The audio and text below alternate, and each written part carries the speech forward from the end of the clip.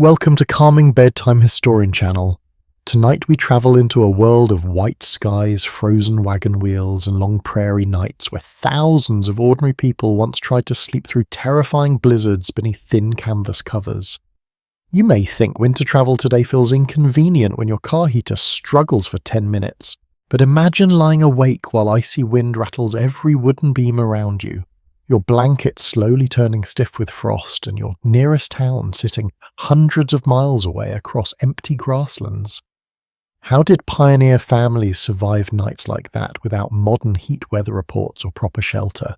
And what strange habits did travelers develop while crossing the American frontier during brutal winter storms? So before you settle into the story, take a second to like the video and hit subscribe. And while you're here, comment below with your location and local time. I always enjoy seeing where everyone is listening from as we drift together through history tonight. Now dim the lights and let the prairie slowly unfold around you. You stand beside a covered wagon somewhere deep within the American frontier during the 19th century. Snow crunches softly beneath your boots. The sound feels strangely delicate compared to the enormous sky hanging above the plains. The air smells faintly of wet leather, wood smoke, and animal sweat lingering from the oxen nearby. The wagon beside you looks sturdy at first glance. It is not. Its curved canvas top trembles gently whenever the wind rises. The wooden wheels already carry cracks from months along rough trails. A lantern swings weakly near the rear axle, throwing tired yellow light across snow-covered grass. You pull your coat tighter. The cold immediately pushes through anyway. That was one unpleasant truth many emigrants discovered during Western migration. Thick wool clothing helped, but prairie winter cold possessed a personality of its own. It slid through seams, cuffs, and blankets with remarkable patience. You hear coughing nearby. Another family prepares camp several yards away. Their children huddle beneath buffalo robes while adults unload supplies before darkness fully arrives. Iron pots clank softly against wagon frames. Someone mutters about incoming weather. Nobody sounds cheerful. A broadly accepted historical observation tells us that many wagon companies tried avoiding winter travel entirely. Unfortunately, poor timing, broken equipment, sickness, or swollen rivers often delayed groups longer than expected. By late autumn, some travelers found themselves trapped between distant settlements, while snowstorms rolled across the plains, and the plains were enormous. That detail sounds obvious until you actually imagine it properly. You look outward now and see almost nothing except rolling white land beneath darkening clouds. No telephone poles, no distant highway lights, only open grassland stretching endlessly toward the horizon. The silence feels heavy. Then the wind changes. It arrives first as a low murmur across frozen grass. The oxen react immediately, shifting uneasily, while steam rises from their nostrils. Animals often sensed weather shifts before humans recognized them fully. Many emigrants trusted livestock behavior more than cloudy skies. You probably would too. One frontier diary described oxen refusing forward movement hours before a severe blizzard struck Nebraska territory. Historians still debate whether animals truly predicted storms through atmospheric pressure changes or simply reacted to subtle environmental signals humans overlooked. Either way, nervous oxen rarely improved anyone's confidence. You climb into the wagon, carefully ducking beneath the canvas entrance. The smell inside strikes you at once. Damp wool blankets mix with cold wood bacon, grease, stale coffee, and lingering smoke trapped within fabric walls. The interior feels painfully cramped. That surprises modern people most. Covered wagons from popular imagination often appear roomy in paintings and films. In reality, many travelers spent months squeezed tightly beside barrels, bedding, cooking tools, seed sacks, clothing bundles, and family keepsakes. You shift sideways awkwardly. There is barely room to stretch your legs. A quirky detail from pioneer journals reveals many emigrants carried small pieces of home furniture westward despite limited space. Rocking chairs, mirrors, and even delicate china sometimes bounced across rough trails because families feared losing reminders of civilized life. Imagine protecting porcelain plates while crossing a frozen wilderness. Human optimism can be deeply confusing.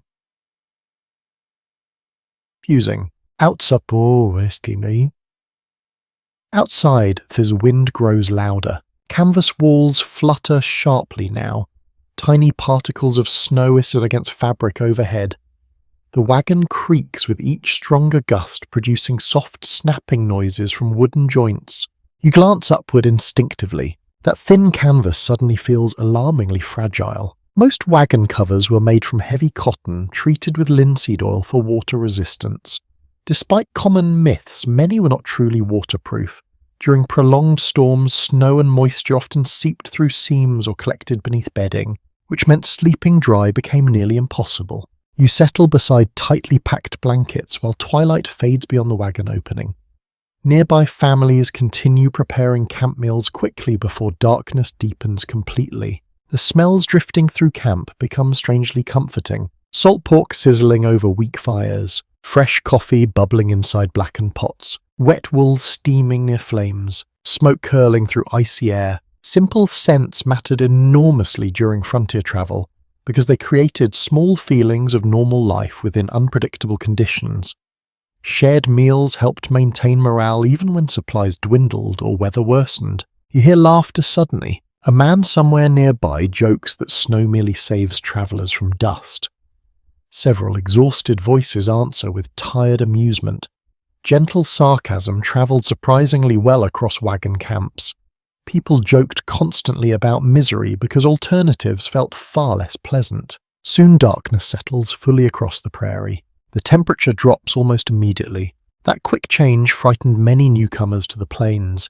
Without mountains, forests, or dense towns blocking wind, heat escaped rapidly after sunset. Travelers frequently described evenings becoming bitterly cold within minutes. You pull another blanket across your lap. Still cold, the wagon floor beneath you feels like solid ice. Every movement produces quiet rustling from straw bedding spread across wooden boards. You can already imagine how uncomfortable sleep will become tonight. And this is only the beginning. Outside campfires shrink lower as gusting wind scatters sparks across snow. Men secure wagon tongues with ropes while others check oxen repeatedly. Nobody wants animals wandering during a storm.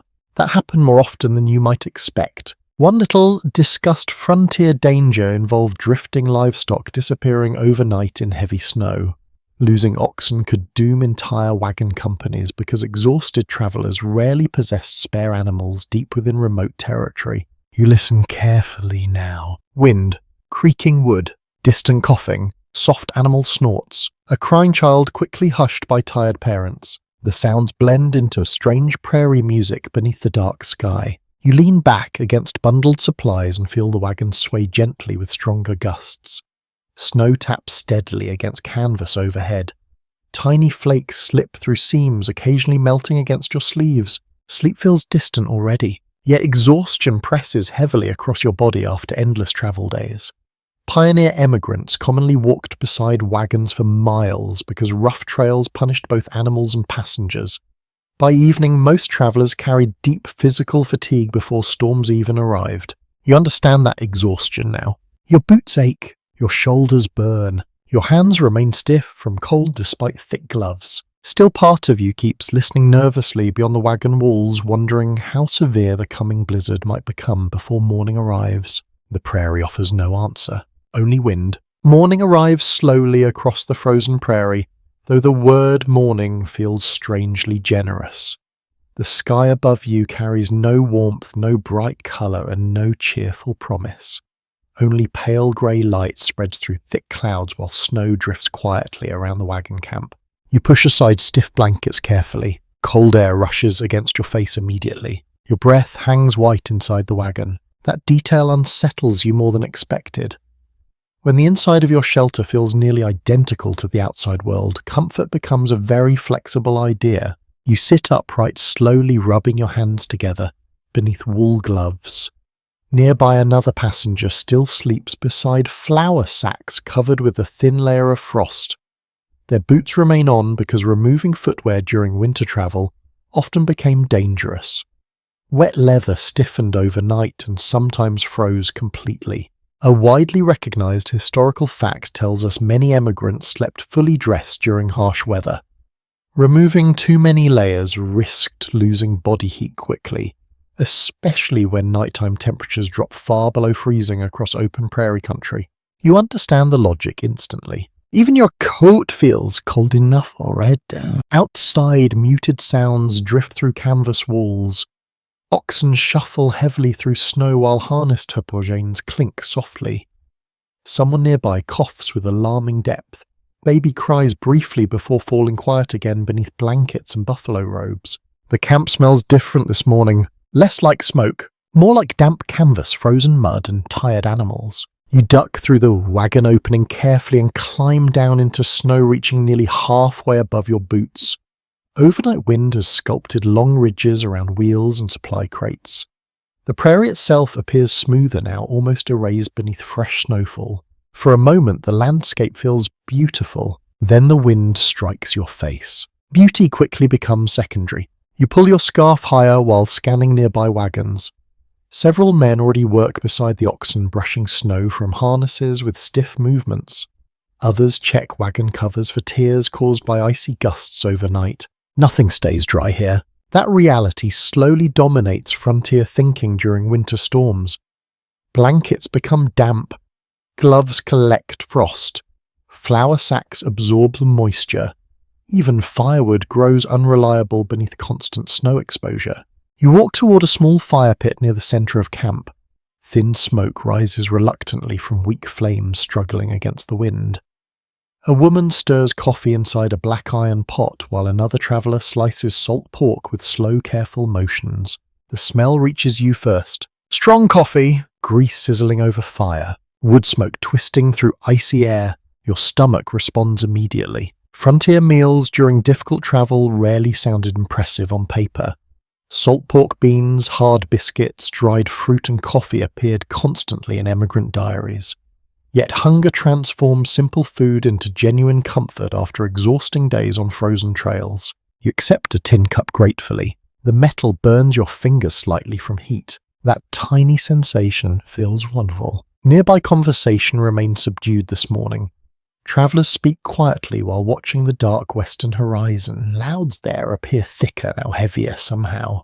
The storm has not fully arrived yet. Everyone knows it. One older traveller mutters that the sky resembles dirty wool before heavy snow. Another claims his knees predicted storms better than any mountain guide.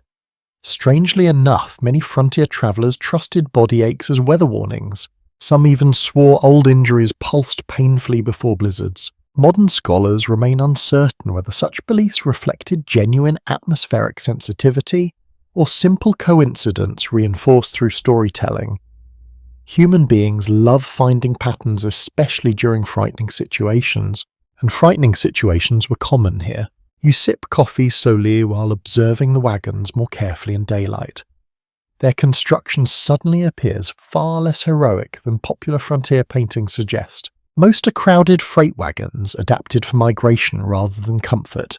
The wooden frames creak under heavy loads of bedding tools, cooking pots, seed grain, clothing and family possessions. You notice how carefully supplies are packed. Everything has its place. That organisation mattered deeply during westward travel because unpacking entire wagons in freezing weather wasted precious energy and exposed belongings to snow. Experienced emigrants stored essential items near entrances for quick access during storms. Blankets near the rear, food barrels beneath benches, lanterns wrapped carefully against breakage. One quirky frontier habit involved hiding small valuables inside flour barrels during migration. Coins, jewellery and important papers sometimes travelled concealed beneath food supplies because theft worried many immigrant families crossing crowded trails. You glance toward the oxen again. Massive animals, patient eyes, steam rolling from broad nostrils. Without them, none of this movement across the frontier would exist. Oxen pulled more slowly than horses, but tolerated rough conditions far better. Many emigrants preferred them for long western journeys because they survived on prairie grass and handled harsh terrain with remarkable endurance. Though endurance had limits, a younger man nearby struggles while tightening frozen leather harness straps. His fingers move awkwardly from cold. Another traveller eventually steps forward silently to help him. Small acts mattered here. You begin noticing that more often now. People share hot water, hold lanterns, pass tools through snowstorms without lengthy conversation. Frontier travel demanded cooperation because isolation on the plains carried genuine danger, especially during winter. The wind sharpens again suddenly. Loose snow lifts across camp in pale swirling ribbons. Canvas wagon covers snap loudly overhead. Several children retreat quickly beneath blankets while adults secure loose supplies. The blizzard edges closer. You feel it, Fifi. Exactly now. The air itself changes texture somehow. Breathing becomes sharper inside your lungs. Sound travels strangely across the prairie, sometimes muffled, sometimes carrying startling distances through open land. One immigrant claims he hears distant wolves. Nobody confirms it. Still, several people glance nervously outward anyway. Frontier storytelling often magnified wilderness dangers during difficult weather. Travelers exchange dramatic tales about wolves circling camps, mysterious lights, crossing snowy hills, or strangers vanishing during storms. Many stories grew exaggerated after repeated retelling around campfires. Though not all fears were imaginary, you notice one family repacking supplies inside their wagon with increasing urgency. The mother folds blankets tighter, while the father secures flour barrels against shifting movement. Their oldest daughter carefully wraps a small mirror inside spare clothing. That mirror catches your attention. Such fragile objects crossing endless prairie storms feel oddly emotional somehow. People carried reminders of ordinary domestic life because the frontier threatened swallowing familiar identity completely. You finish your coffee slowly. The warmth fades too quickly. Nearby fires already weaken beneath rising wind. Snowflakes drift harder, now thicker than earlier morning flurries. The horizon begins disappearing behind pale curtains of blowing snow. Movement spreads through camp immediately. No panic, just practiced urgency. Travelers gather tools, secure animals, and tighten wagon covers before conditions worsen. You help lift a heavy crate toward one wagon interior while icy wind pushes against your coat. Your fingers numb quickly. Even brief tasks become difficult here. A respected historical interpretation suggests successful emigrant groups survived partly through disciplined routine rather than dramatic heroics. Daily habits like securing supplies early, protecting firewood carefully, and monitoring livestock consistently often determined whether winter camps remained manageable. The frontier rewarded preparation and punished delay. You climb back inside your wagon as snowfall thickens steadily outside. The familiar cramped interior suddenly feels almost welcoming compared to the bitter wind sweeping across camp. Almost. You settle beside bundled bedding once more while canvas walls flutter overhead. Snow taps softly against the cover in growing waves. Beyond thin fabric, the prairie slowly vanishes into white emptiness. And somewhere inside that whiteness, the true storm continues gathering strength. The snow begins properly after midday. Not gently, not romantically. The first true wave arrives sideways across the prairie, driven by a sharp wind that whistles through wagon spokes and rattles loose harness chains. You sit near the wagon opening, watching the world fade little by little beneath moving curtains of white. Visibility shrinks quickly. One distant wagon disappears entirely behind blowing snow, though it stands less than 50 yards away. That sudden loss of distance unsettles you more than the cold itself. The prairie feels smaller now, and somehow far more dangerous. You pull the canvas flap tighter while gusts shake the wagon hard enough to creak its wooden frame. Tiny flakes slip through seams overhead and melt against your gloves before freezing again moments later. Your nose burns from cold air. The smell inside the wagon grows stronger with every passing hour. Wet wool blankets, damp leather boots, coffee grounds, animal grease, and lingering smoke mix into a thick frontier scent that settles permanently into fabric and wood. You suspect it never fully disappears. Outside voices rise above the storm briefly. Several men move quickly between wagons, securing extra ropes around canvas covers. Others push snow away from wheels before drifts deepen. One traveller nearly loses his hat to the wind and receives tired laughter instead of sympathy. Humour survives surprisingly well here. A commonly accepted historical reality shows emigrant groups relied heavily upon morale during difficult migration periods. Singing, joking, storytelling, and even playful arguments helped relieve emotional strain across endless weeks of hardship. Without those moments, the plains could feel emotionally crushing. You understand that possibility now. Hours pass slowly inside the wagon. Time behaves strangely during storms because the outside world offers almost no visual change. Only endless white movement presses against the canvas walls while wind moans across open land. You try repositioning blankets for warmth. Nothing helps for long. The wagon floor remains painfully cold beneath layers of straw bedding. Every surface carries hidden chill inside it. Wooden benches, supply crates, iron cooking tools. Even folded clothing feels damp and icy when touched too long. A child nearby begins crying again, softly at first, then louder. The sound drifts from another wagon somewhere within camp. Eventually a woman begins singing low and slow through the storm. Her voice barely reaches you between gusts, yet the melody carries surprising calm across the frozen afternoon. Music mattered deeply during frontier travel, not polished performance, just human sound against emptiness. You lean back against flour sacks and listen carefully while snow hisses against canvas overhead.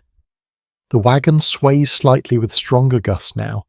Each movement reminds you how fragile this shelter truly is. That fragility frightened many emigrants during blizzards. Unlike cabins or forts-covered wagons offered little insulation beyond clothwood and tightly packed belongings. Severe storms often forced travellers into uncomfortable improvisation. Some even dug shallow trenches beside wagons for wind protection. Others piled snow intentionally around wheels because compacted drifts blocked freezing gusts surprisingly well. Frontier survival sometimes involved using the storm itself as temporary shelter. You glance toward a lantern hanging from the wagon frame. Its flame flickers nervously. The dim yellow light makes the cramped interior appear even smaller than before.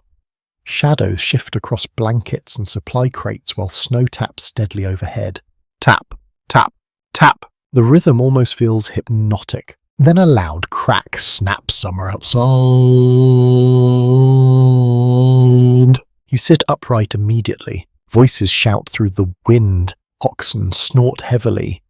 Another sharp sound follows, though weaker this time. A broken wagon tongue, perhaps, or frozen wood splitting beneath pressure. Wood cracking during severe cold terrified emigrant travellers because wagon damage far from settlements could become catastrophic. Replacement parts rarely existed nearby, especially during winter crossings. You hear hurried footsteps outside. Someone curses softly. Another voice answers with forced calm.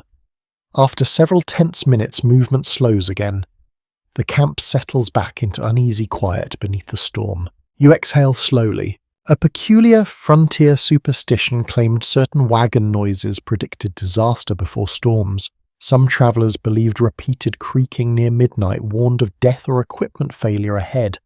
Others insisted squealing wheels sounded different before accidents occurred. Modern historians usually view such beliefs as emotional responses to prolonged stress and isolation. Still, during blizzards, even ordinary sounds acquired strange emotional weight. The afternoon darkens earlier than expected. Clouds thicken overhead until daylight itself seems exhausted. Snow continues building around wagon wheels outside. You occasionally brush accumulating frost from the canvas interior where your own breath freezes against fabric. That detail feels deeply unreal somehow. Even breathing creates problems here. You reach for a small biscuit wrapped inside the cloth. The bread feels stiff and dry but still edible. Nearby, someone passes a tin cup of weak coffee through the wagon opening before retreating quickly into swirling snow. The coffee tastes smoky and wonderful. One underappreciated historical detail involves how heavily emigrants depended upon hot drinks during cold travel. Coffee, tea, and broth provided emotional comfort alongside physical warmth. Some diary writers mentioned warm liquids more frequently than actual meals during harsh weather periods. Warmth became its own currency. You pull another blanket around your shoulders while listening carefully beyond the wagon walls. The wind now produces long haunting tones across the prairie, almost like distant singing carried through snow. It raises the hair along your arms. A scholarly uncertainty still lingers around certain frontier accounts describing strange sounds during storms. Some emigrants reported hearing bells or voices or music across open plains despite obvious isolation. Researchers debate whether unusual wind acoustics, exhaustion, or imagination produce these experiences. You prefer not to think about it too deeply right now? Outside already feels mysterious enough.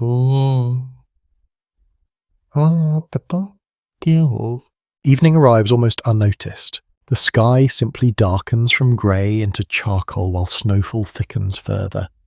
Lanterns glow faintly between nearby wagons like tiny floating stairs buried inside blowing white clouds. Campfires struggle badly now. You smell more smoke than heat. Several travellers attempt cooking beneath wagon covers to avoid wind exposure, though doing so carried risks.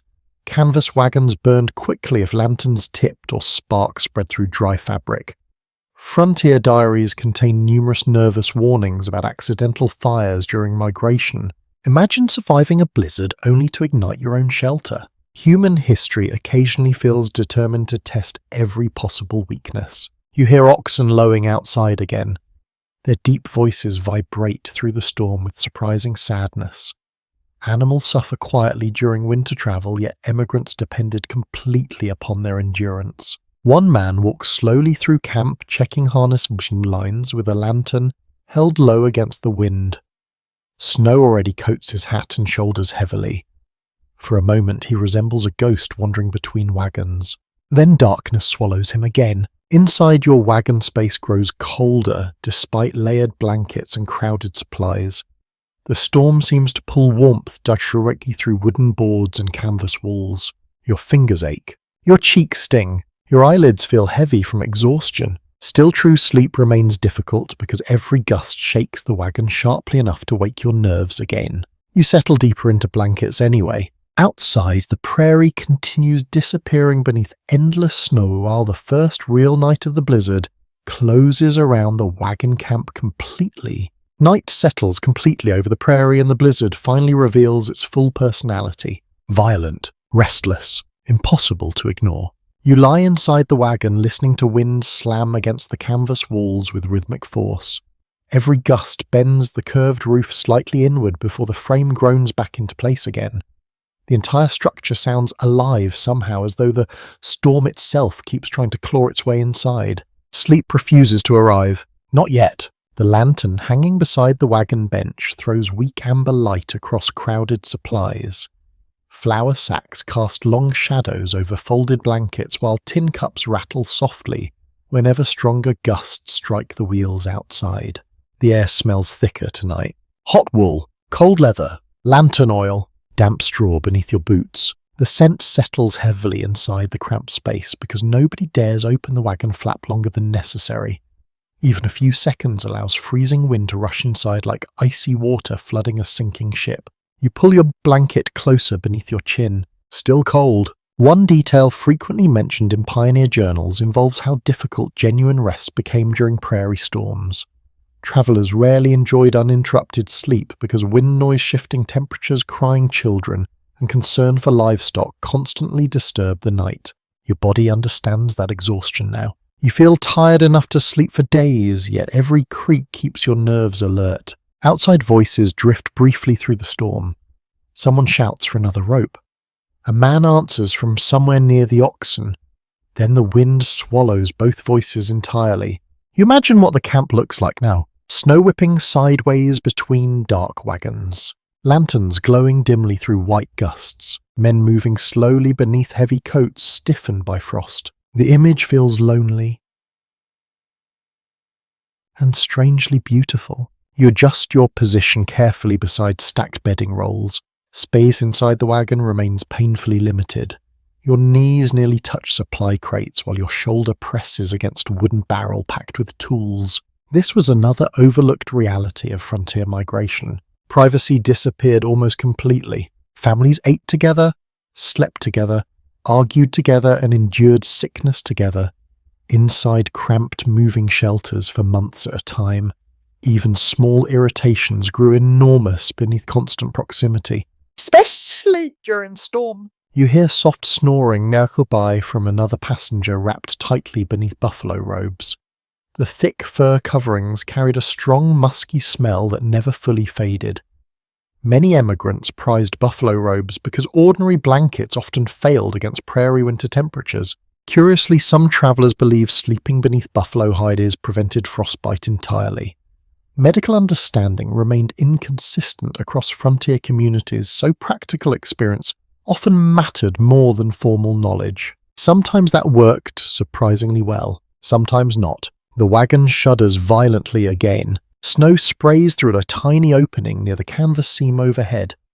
You reach upward instinctively, pressing gloved fingers against the damp spot while icy flakes melt against your skin. Cold water trickles slowly down your wrist. Wonderful. The frontier occasionally feels designed by someone with a personal dislike of comfort. You glance toward the wagon entrance where a thin layer of snow has already gathered along the floorboards.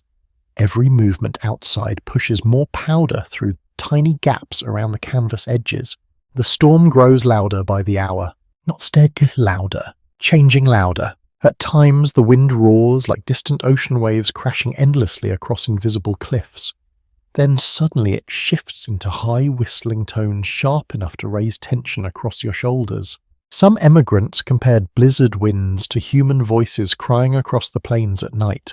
A few diary accounts even describe travelers believing they heard names whispered through storms while drifting towards sleep. Researchers today continue debating how much isolation, fear, and exhaustion influence such reports. Under conditions like these, imagination rarely stays quiet for long. You close your eyes briefly. The wagon rocks again. Somewhere outside, an oxbell clangs sharply through the darkness before fading beneath your window. The sound comforts you more than expected. As long as the animals remain nearby, the camp still feels connected somehow. Losing livestock during blizzards created immediate crisis. Oxen provided transportation, labor, warmth, and survival itself across remote trails. Travelers sometimes tied bells to animals specifically because visibility vanished so quickly during storms. A practical solution. And a haunting sound at midnight. Your fingers ache despite layered gloves. You rub them together slowly beneath blankets while trying to preserve warmth. Every exposed inch of skin seems determined to freeze the moment attention slips away. Nearby, someone begins coughing hard again. Deep coughs, persistent ones. Illness spread easily during migration because crowded wagons, poor weather exhaustion, and limited sanitation created miserable conditions for recovery. Respiratory sickness became especially dangerous during cold crossings. Yet many travelers simply continued west anyway. What choice existed? Turning back often cost nearly as much danger as continuing forward. The lantern flame flickers lower now and shadows deepen across the wagon interior. You study the wooden ceiling beams above you. Tiny ice crystals shimmer faintly where frozen breath has collected against the canvas lining. The sight feels strangely delicate, like winter flowers growing upside down. You remember hearing earlier that some emigrant children licked frost from wagon walls during long storms simply for amusement. Frontier boredom encouraged unusual entertainment choices. Children remain children everywhere, apparently. Outside footsteps crunch near the wagon. A brief knock sounds against the frame before the flap opens slightly. Freezing wind bursts inward, carrying sharp snow and a smell of animals. One traveller leans inside quickly, face covered with frost around his beard. Storm's worsening, he mutters. Then he disappears again into darkness. The flap closes immediately. Silence returns except for wind. You stare toward the entrance for several moments afterward. That quick interruption somehow makes the storm feel larger than before. Until now, the wagon almost resembled a tiny, isolated world separate from the prairie beyond.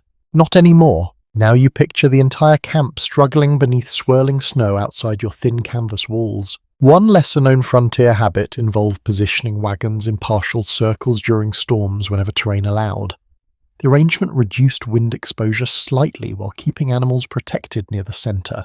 Tonight, however, the prairie offers little protection from anything. You shift deeper beneath blankets again. Your boots remain on because removing them feels like foolish optimism at this point. The leather has already stiffened from moisture despite careful drying earlier near the fire. You flex your toes slowly, still numb. The storm continues hour after hour without sign of easing. Snow taps, scrapes and hisses against the wagon roof in endless shifting rhythms. Occasionally the wind calms just enough for eerie quiet to settle across camp. Then another gust slams into the wagon hard enough to shake loose fresh frost from the ceiling seams. You finally begin drifting somewhere between sleep and wakefulness. That strange, exhausted state. Not restful, not fully conscious either. Outside the prairie, blizzard keeps moving across the dark frontier while the wagon groans softly around you like an aging ship trapped inside a frozen sea. Sometime after midnight, the fire outside finally dies. You know the exact moment without needing to look. The smell changes first. Wood smoke fades from the air, leaving behind only cold canvas, damp wool, and the sharp mineral scent of snow blowing through tiny wagon seams. Without nearby flames, darkness feels heavier, somehow thicker around the camp. The temperature drops quickly afterward. You curl tighter beneath layered blankets while icy air settles through the wagon like invisible water filling a basin.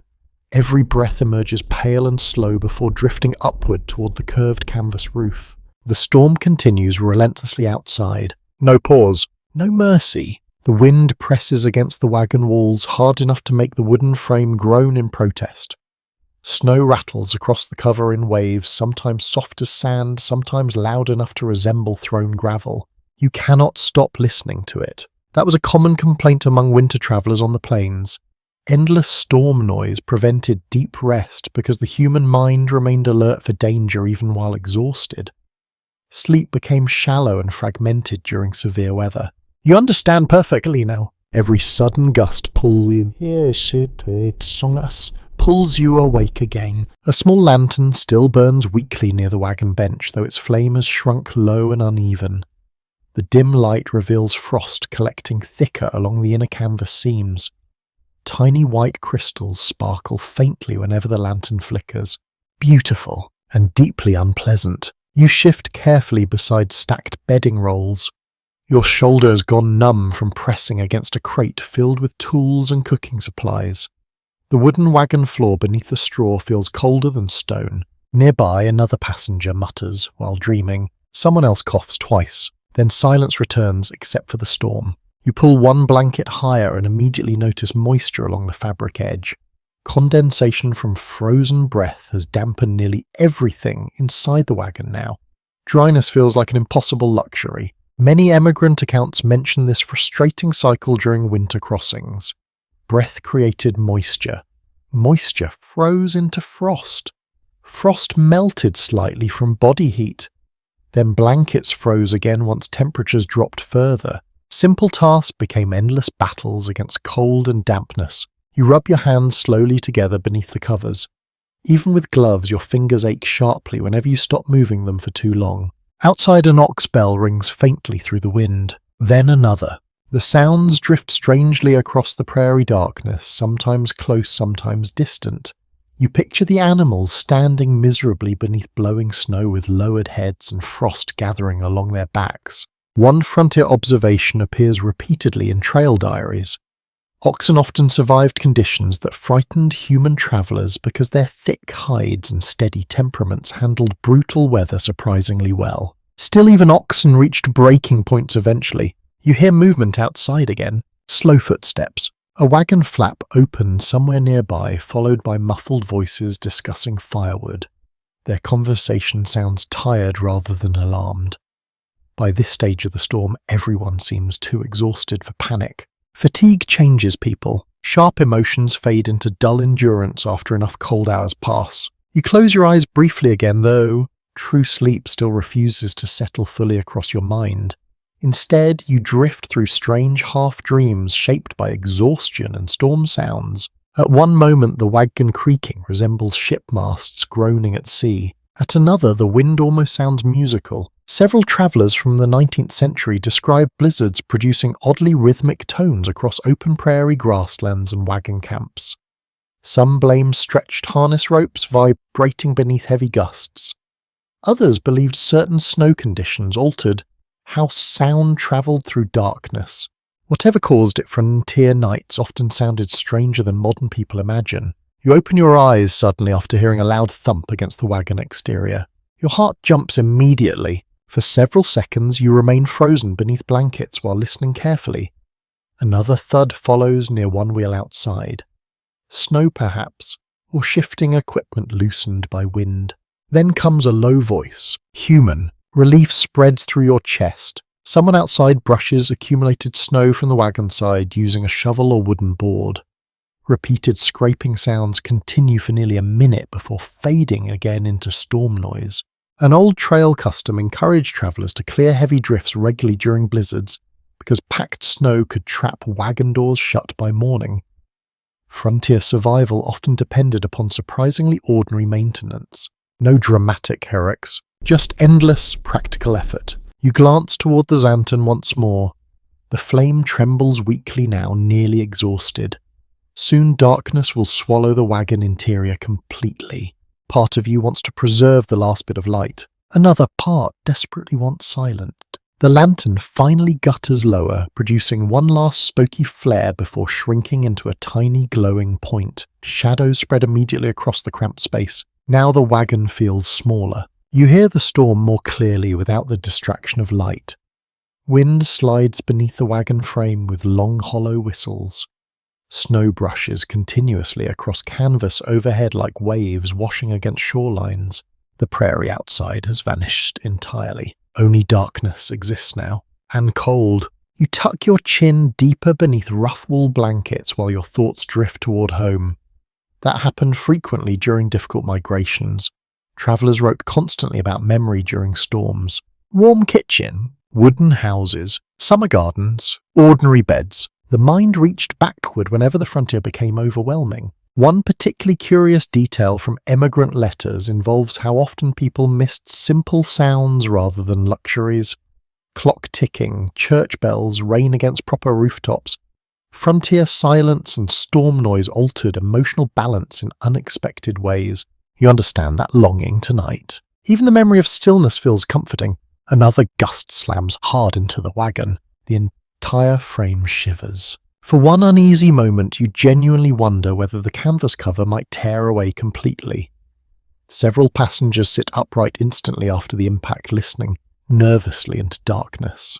Nobody speaks. Then the wagon settles again. Slowly breathing calms. One traveller mutters a quiet prayer before lying back down beneath blankets. Religious practice often strengthened during dangerous crossings because uncertainty surrounded nearly every aspect of frontier life. Weather alone could destroy careful plans within hours. You feel exhaustion growing heavier now despite discomfort. Your eyes burn from fatigue while your muscles ache from days spent riding, walking, and bracing against cold. Sleep finally approaches in fragments. Brief moments, shallow drifting, the kind of sleep where sounds continue entering your dreams without permission. Outside, the blizzard keeps sweeping across the plains while snow gathers deeper around silent wagons buried within darkness. Inside your cramped shelter, warmth fades little by little beneath frozen air and restless wind. Still somehow morning remains waiting beyond the storm.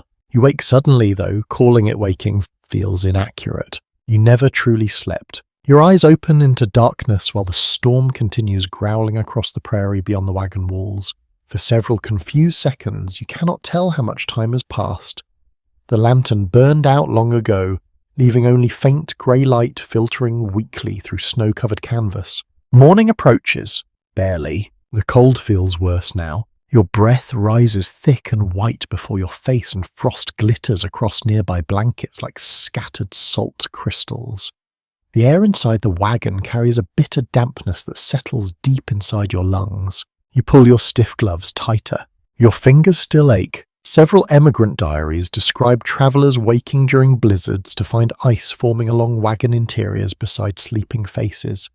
Body heat created moisture overnight, and the brutal prairie cold transformed that moisture into frozen crust along fabric walls and bedding. You witness it yourself now. Tiny ridges of frost cling to the curved canvas roof overhead. Even your scarf feels partially frozen where a warm breath gathered during the night. Beside you, another passenger slowly sits upright beneath buffalo robes. Frost outlines their hat brim and coat collar in pale white edges. They blink tiredly, staring at the wagon entrance as though hoping sunlight might appear, if watched long enough. No sunlight comes, only dim grain. As outside, the storm still moves heavily through camp. Wind no longer screams constantly as it did earlier, but strong gusts continue striking the wagon at irregular intervals. Snow brushes steadily against the canvas with soft scraping sounds. You hear coughing again nearby, persistent, wet-sounding. Illness lingered constantly along western migration routes, especially during cold months. Overcrowded sleeping arrangements and harsh weather weakened immune systems quickly. Frontier medicine offered limited help beyond rest broth, herbal remedies, and stubborn optimism. Unfortunately, optimism struggled against pneumonia. You shift carefully toward the wagon flap and lift one edge slightly. Instant regret. Freezing wind punches into the wagon hard enough to sting your eyes immediately. Snow swirls sideways through darkness, while nearby wagons appear as vague, pale shapes buried beneath drifting powder. The camp looks transformed. Wheels nearly disappear beneath beneath snowbanks. Ropes sag under frozen build-up. Canvas covers wear thick white layers like winter cloaks. You close the flap quickly before more cold enters. The smell inside the wagon changes again once the opening seals shut. Human breath, damp wool, animal hide, and stale smoke combine into a warm but exhausted scent. Not pleasant. Isn't exactly, yet strangely reassuring. People often adapt emotionally to familiar smells during hardship. Several trail journals mention emigrants finding comfort in odors that would normally seem unpleasant simply because those scents represented survival and companionship. The frontier rearranged priorities quickly. Nearby, someone unwraps food inside the darkness. You hear cloth rustling, followed by the dry crack of hard biscuit breaking apart. Another traveller pours a small amount of water from a nearly frozen container into a tin cup. Breakfast arrives without enthusiasm. You accept half a biscuit when offered. It tastes cold and bland. Still appreciated. One fascinating detail preserved in trail records involves how frequently emigrants discussed food texture during winter crossings. Frozen bread, stiff bacon grease, icy beans, and half-thawed coffee became ordinary experiences on difficult journeys. Warm meals turned into memorable luxuries. You chew slowly while listening to the storm outside. The wagon creaks softly with each stronger gust. Somewhere nearby, an ox snorts heavily enough to vibrate through the wooden frame. That sound comforts you. Animals create reassuring evidence that the camp still functions beyond your cramped shelter. A quieter moment settles briefly across the prairie.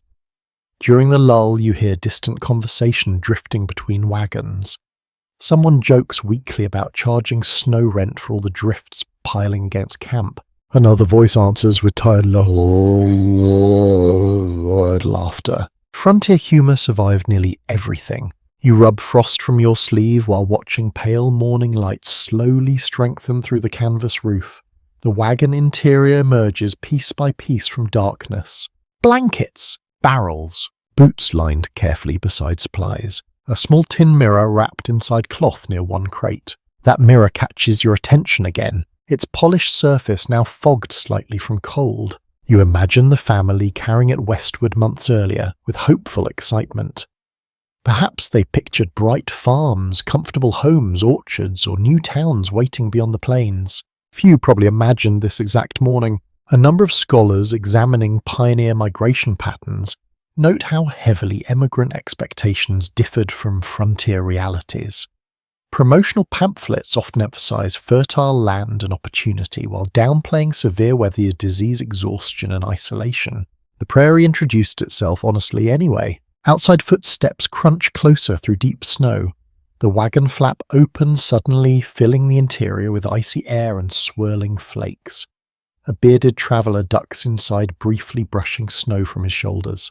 "Need help digging wheels free," he says. Several passengers nod immediately. Nobody complains. You pull yourself reluctantly from blankets and prepare for the cold outside.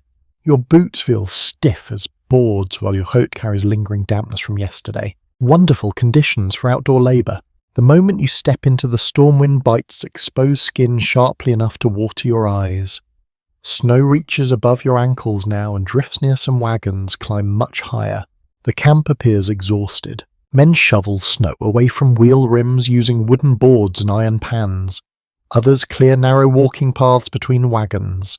Nearby, 2 women attempt relighting a fire protected beneath an overturned metal washtub. Smoke blows sideways instantly. You join several travellers digging around one wagon axle buried beneath compacted drifts. Snow feels oddly heavy despite its soft appearance. Your gloves become wet almost immediately. Cold follows quickly afterward. Frontier survival during winter travel depended heavily upon constant physical effort. Clearing snow, securing animals, repairing equipment, gathering fuel and preparing food demanded energy, even when bodies already felt exhausted. Rest rarely lasted long. As you work, the storm shifts again. Snowfall lightens slightly, while grey daylight strengthens overhead. Visibility improves enough to reveal endless white prairie stretching beyond camp. Beautiful, silent, completely unforgiving. One old emigrant pauses beside you, leaning heavily against his shovel handle. Frost covers his beard almost entirely now. He squints toward the horizon before quietly remarking that prairie storms sometimes lasted 3 or 4 days. Nobody answers him. Nobody needs to. You already understand the terrifying part. He sounds experienced enough to know exactly what he's talking about.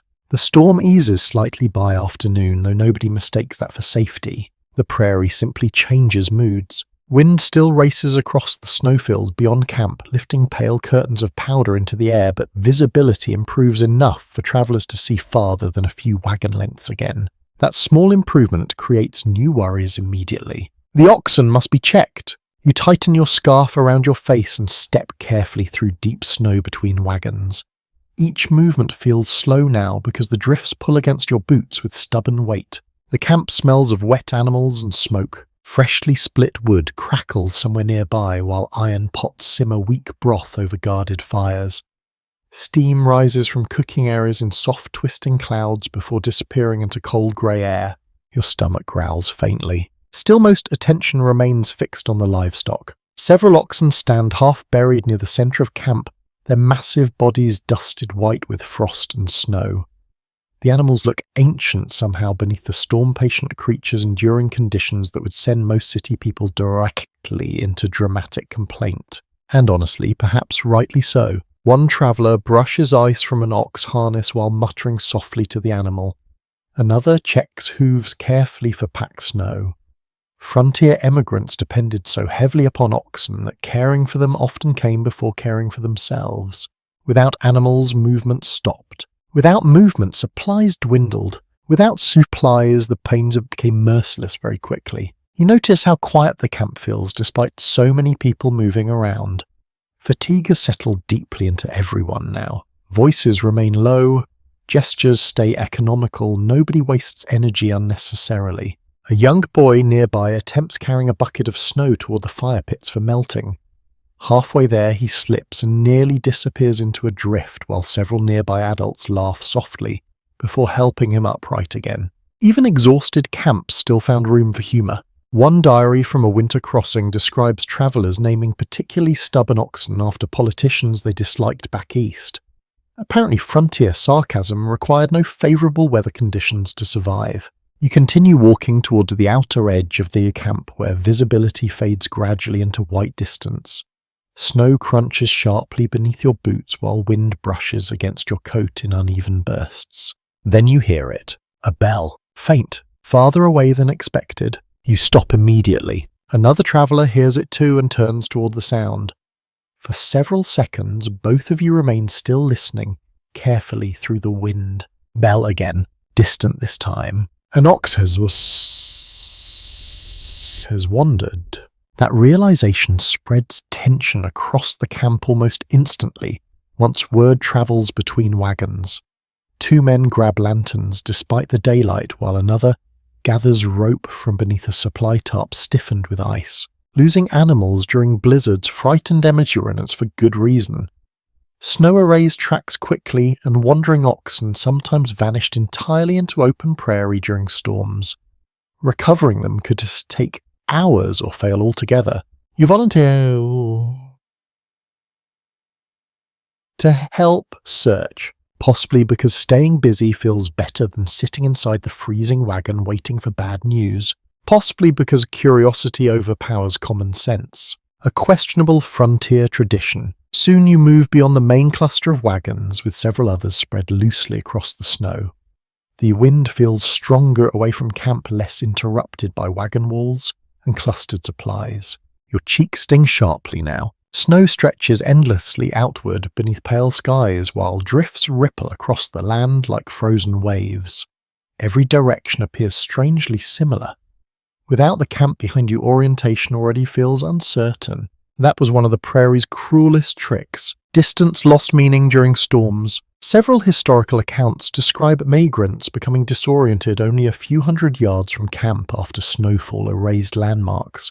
Flat terrain combined with blowing snow created terrifying confusion across the plains. You understand the danger immediately. The world here offers almost no reference points, only white. Then movement catches your eye ahead. Large shape, dark against drifting snow. One of the oxen stands partially turned away near a shallow depression in the land's snow, crusted thickly along its back and horns. The bell hanging from its harness swings softly whenever the animal shifts weight. Relief moves through the group quickly. Nobody cheers, though. Too tired. Oh, yeah, for that. You approach carefully while another traveller loops rope gently around the ox's harness. The animal barely reacts, simply breathing long clouds of steam into the frozen air. For a strange moment you feel sympathy for it. The poor creature never chose frontier adventure. A lesser-known detail from migration history reveals some emigrants formed deep emotional attachments to their oxen after months on the trail. Animals developed recognizable personalities, habits, and temperaments that became familiar parts of daily life. Some even received proper graves when they died. You begin walking the ox back toward camp slowly through deep snow. Wind brushes steadily across the prairie while the animal's hooves sink heavily beneath each step. The sound becomes rhythmic. Crunch, breath, bell, crunch. The repetition almost calms your thoughts. Behind you, the wagon camp gradually reappears through drifting snow like a collection of faded ships trapped in ice. Thin columns of smoke rise into grey skies while canvas covers flap weakly in the wind. People move between wagons carrying firewood blankets and buckets of melted snow. Life continues despite the storm because it must. Frontier survival rarely allowed dramatic emotional collapse. Practical tasks always waited. As you return the ox to camp, one older woman reaches out and pats the animal's neck with visible relief. Her hands appear red and cracked from cold, yet her expression softens immediately once the creature stands safely among the others again. You suddenly realize how much emotional pressure the storm has placed upon everyone. Not panic, exactly, but steady strain, like a rope's pulled tight hour after hour. Nearby, a fire finally catches properly beneath an iron cookpot. The smell of boiling coffee drifts across camp alongside wood smoke and wet wool. Several travellers gather close to the flames with hands extended carefully toward warmth. You join them gladly. Heat touches your gloves first, then your face. Simple warmth feels almost luxurious. Totally serious. One man begins telling a story about a blizzard farther north, where snow supposedly buried entire cabins to their rooftops.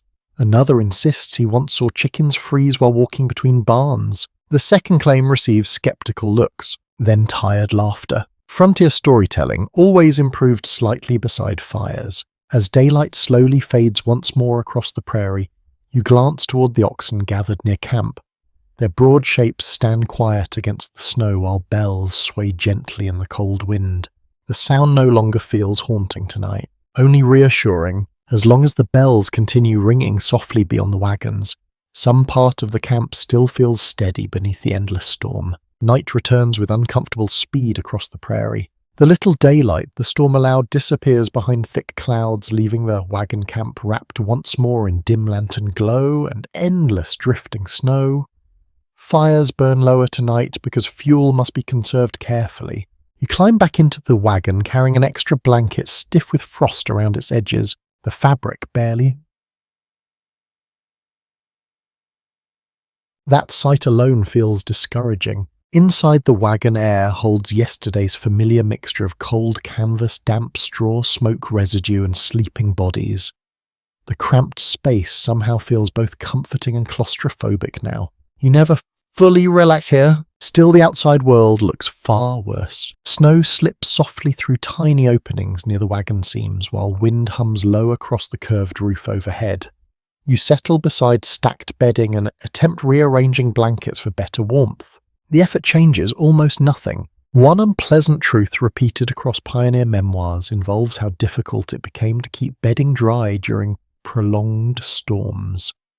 Moisture from snow breath and body heat slowly transformed blankets into heavy frozen layers that trapped cold nearly as effectively as warmth. You feel that problem tonight. The blankets press against your legs with damp weight. Nearby, Bedtime unwraps another buffalo robe and spreads it across two sleeping children. The thick fur smells earthy and animal-rich, almost like wet soil after rain, despite the freezing air. The children barely stir. Exhaustion finally defeated them. You envy that. Outside, the camp has grown quieter than previous nights. Even conversation seems frozen by fatigue. Only occasional voices drift through the storm while travellers finish final chores before retreating into wagons. You hear wood chopping somewhere beyond the nearest campfire. Slow strikes, measured ones, no wasted movement. Frontier winters demanded constant attention to fuel supplies because heat disappeared rapidly across open plains. Travellers gathered dried buffalo chips, broken wagon pieces, scattered brush, or anything remotely burnable during difficult stretches. The prairie rarely offered generous forests. You lean back against a crate filled with cookware while rubbing warmth slowly into your hands. The skin along your knuckles is cracked slightly from cold and repeated wetness. Everything hurts a little now. Not dramatic pain, just endless discomfort layered quietly across the body. A curious little detail preserved in several trail journals mentions emigrants warming frozen clothing beneath sleeping bodies overnight. Boots, gloves, and socks sometimes became so stiff from ice that travellers slept beside them simply to keep the items usable by morning. Human beings adapt strangely fast. The wagon creaks sharply as wind strikes one side harder than before. Frost dust falls gently from the canvas ceiling onto nearby blankets. Tiny white particles shimmer in lantern light. Beautiful again. Winter seems determined to remain aesthetically pleasing while making survival deeply inconvenient. You pull your coat tighter and glance toward the wagon entrance. Snow has gathered along the lower edges in pale ridges, almost sealing the interior from outside drafts. Some travellers intentionally encourage that build-up. Packed snow actually insulated wagon walls surprisingly well during storms. Several emigrant accounts describe people shoveling drifts directly against wagon sides to reduce wind penetration. It sounds absurd initially. Then you spend several nights freezing beneath canvas, and suddenly snow architecture begins making excellent sense. The lantern beside you flickers softly while passengers settle into sleeping positions around the cramped interior. Someone quietly unwraps a final piece of dried apple and shares it between two children. The sweet scent drifts briefly through the wagon, faint, almost ghost-like. You realize how intensely the senses focus during hardship. Small smells and sounds become emotionally important because they interrupt the monotony of cold. Apple scent, coffee steam, wood smoke, even warm grease sizzling in a pan. Tiny comforts acquire enormous power out here. Outside wind rises again gradually. The sound begins as distant rushing across open snowfields before strengthening against the wagon walls. Canvas snaps sharply overhead while ropes strain against frozen wooden supports. You instinctively glance upward. The wagon holds. For now. Some 19th century travellers believed certain storms carried personalities of their own. Letters from the frontier occasionally describe blizzards as angry, mournful, or strangely alive, depending upon the sounds they produced around camps. Exhaustion likely shaped those impressions heavily. Still, during long winter nights, it becomes easy to understand why people personified the weather. The storm feels aware somehow. A man in the corner of the wagon suddenly begins telling a story in low, quiet tones. Nobody requested entertainment, yet everyone listens anyway because silence leaves too much room for anxious thoughts. He describes a winter crossing years earlier, when drifting snow supposedly buried abandoned wagons, completely leaving only canvas tops visible above the prairie. One listener mutters disbelief. Another claims hearing similar stories farther north. Whether exaggerated or not, severe blizzards absolutely transformed landscapes overnight. Snow-buried trails erased landmarks and concealed hazards beneath smooth white surfaces. Entire camps sometimes woke unable to recognize the terrain around them. You stare toward the dark wagon flap while imagining that possibility. Morning arriving, nothing recognizable remaining, only endless white in every direction. The thought unsettles you enough that sleep feels impossible again. Nearby, someone laughs softly after the storyteller insists one emigrant tried thawing frozen biscuits inside his coat for several hours before realizing he'd warmed a rock instead. The wagon fills briefly with tired amusement. Frontier humor always leaned towards survival comedy. You shift beneath blankets again, searching unsuccessfully for warmth around your feet. Your boots remain beside you instead of near the wagon entrance because frozen leather becomes dangerously rigid overnight. Another practical lesson learnt the hard way by countless travellers. The lantern burns lower now. Its fading light softens the wagon interior into shadows and muted shapes. Blankets rise and fall with slow breathing while storm sounds continue beyond the canvas. Wind, snow, distant ox bells, occasional coughing. The noises blend together gradually into a strange rhythm that almost resembles ocean waves. Your eyelids finally begin growing heavier. Not because conditions improved, only because exhaustion eventually conquers discomfort. Outside snow continues collecting silently across wagon covers, wheel rims, harness lines and sleeping prairie grass hidden far beneath the drifts. Inside the cramped shelter, frost thickens slowly along the canvas seams while travellers drift uneasily toward another bitter night of half-sleep and frozen dreams. A loud crack wakes you before dawn, not thunder. Wood. The sound slices through the storm, sharply enough that everyone inside the wagon jolts, awake at once. For one tense moment nobody moves. You simply listen while wind presses hard against the canvas walls and loose snow rattles across the roof overhead. Then another noise follows. Lower this time, a long groaning strain from somewhere outside camp. You sit upright immediately, blankets sliding from your shoulders as cold air rushes against your face. The wagon interior has become painfully frigid overnight. Frost now traces nearly every seam overhead in pale silver patterns. Someone beside you whispers wheel maybe. Nobody sounds certain. That uncertainty feels worse somehow. Equipment failure haunted emigrant travellers constantly during winter crossings. Wooden wagons endured brutal stress from uneven terrain, freezing temperatures, swollen river crossings and overloaded cargo. Cold weather made timber brittle, especially after repeated moisture exposure. You hear hurried movement outside, boots crunching through snow, muffled voices. A lantern glow passes briefly across the canvas wall before disappearing again into darkness. The wagon flap opens suddenly and freezing wind pours inside, carrying sharp snow crystals. A traveller leans inward with frost covering his scarf and eyebrows. "Axle cracked," he says quickly. Then he vanishes again. Several people curse softly beneath their breath. Not dramatic panic, just exhausted frustration. You pull on stiff gloves and force yourself toward the wagon entrance. The cold outside hits immediately with a brutal clarity.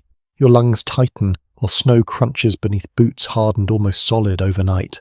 The camp appears ghostly beneath pre-dawn light. Lanterns swing through blowing snow while travellers gather around one damaged wagon near the outer edge of camp. You move closer carefully, stepping through deep drifts piled between wheel tracks, now almost completely mired.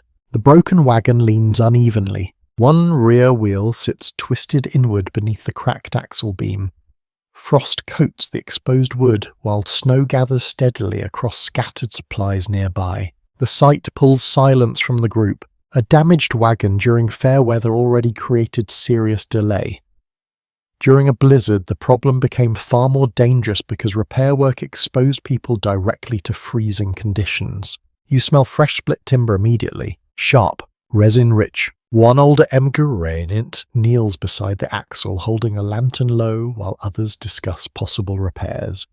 Their voices remain calm but tense beneath the storm. A practical reality of Western migration involved constant wagon maintenance.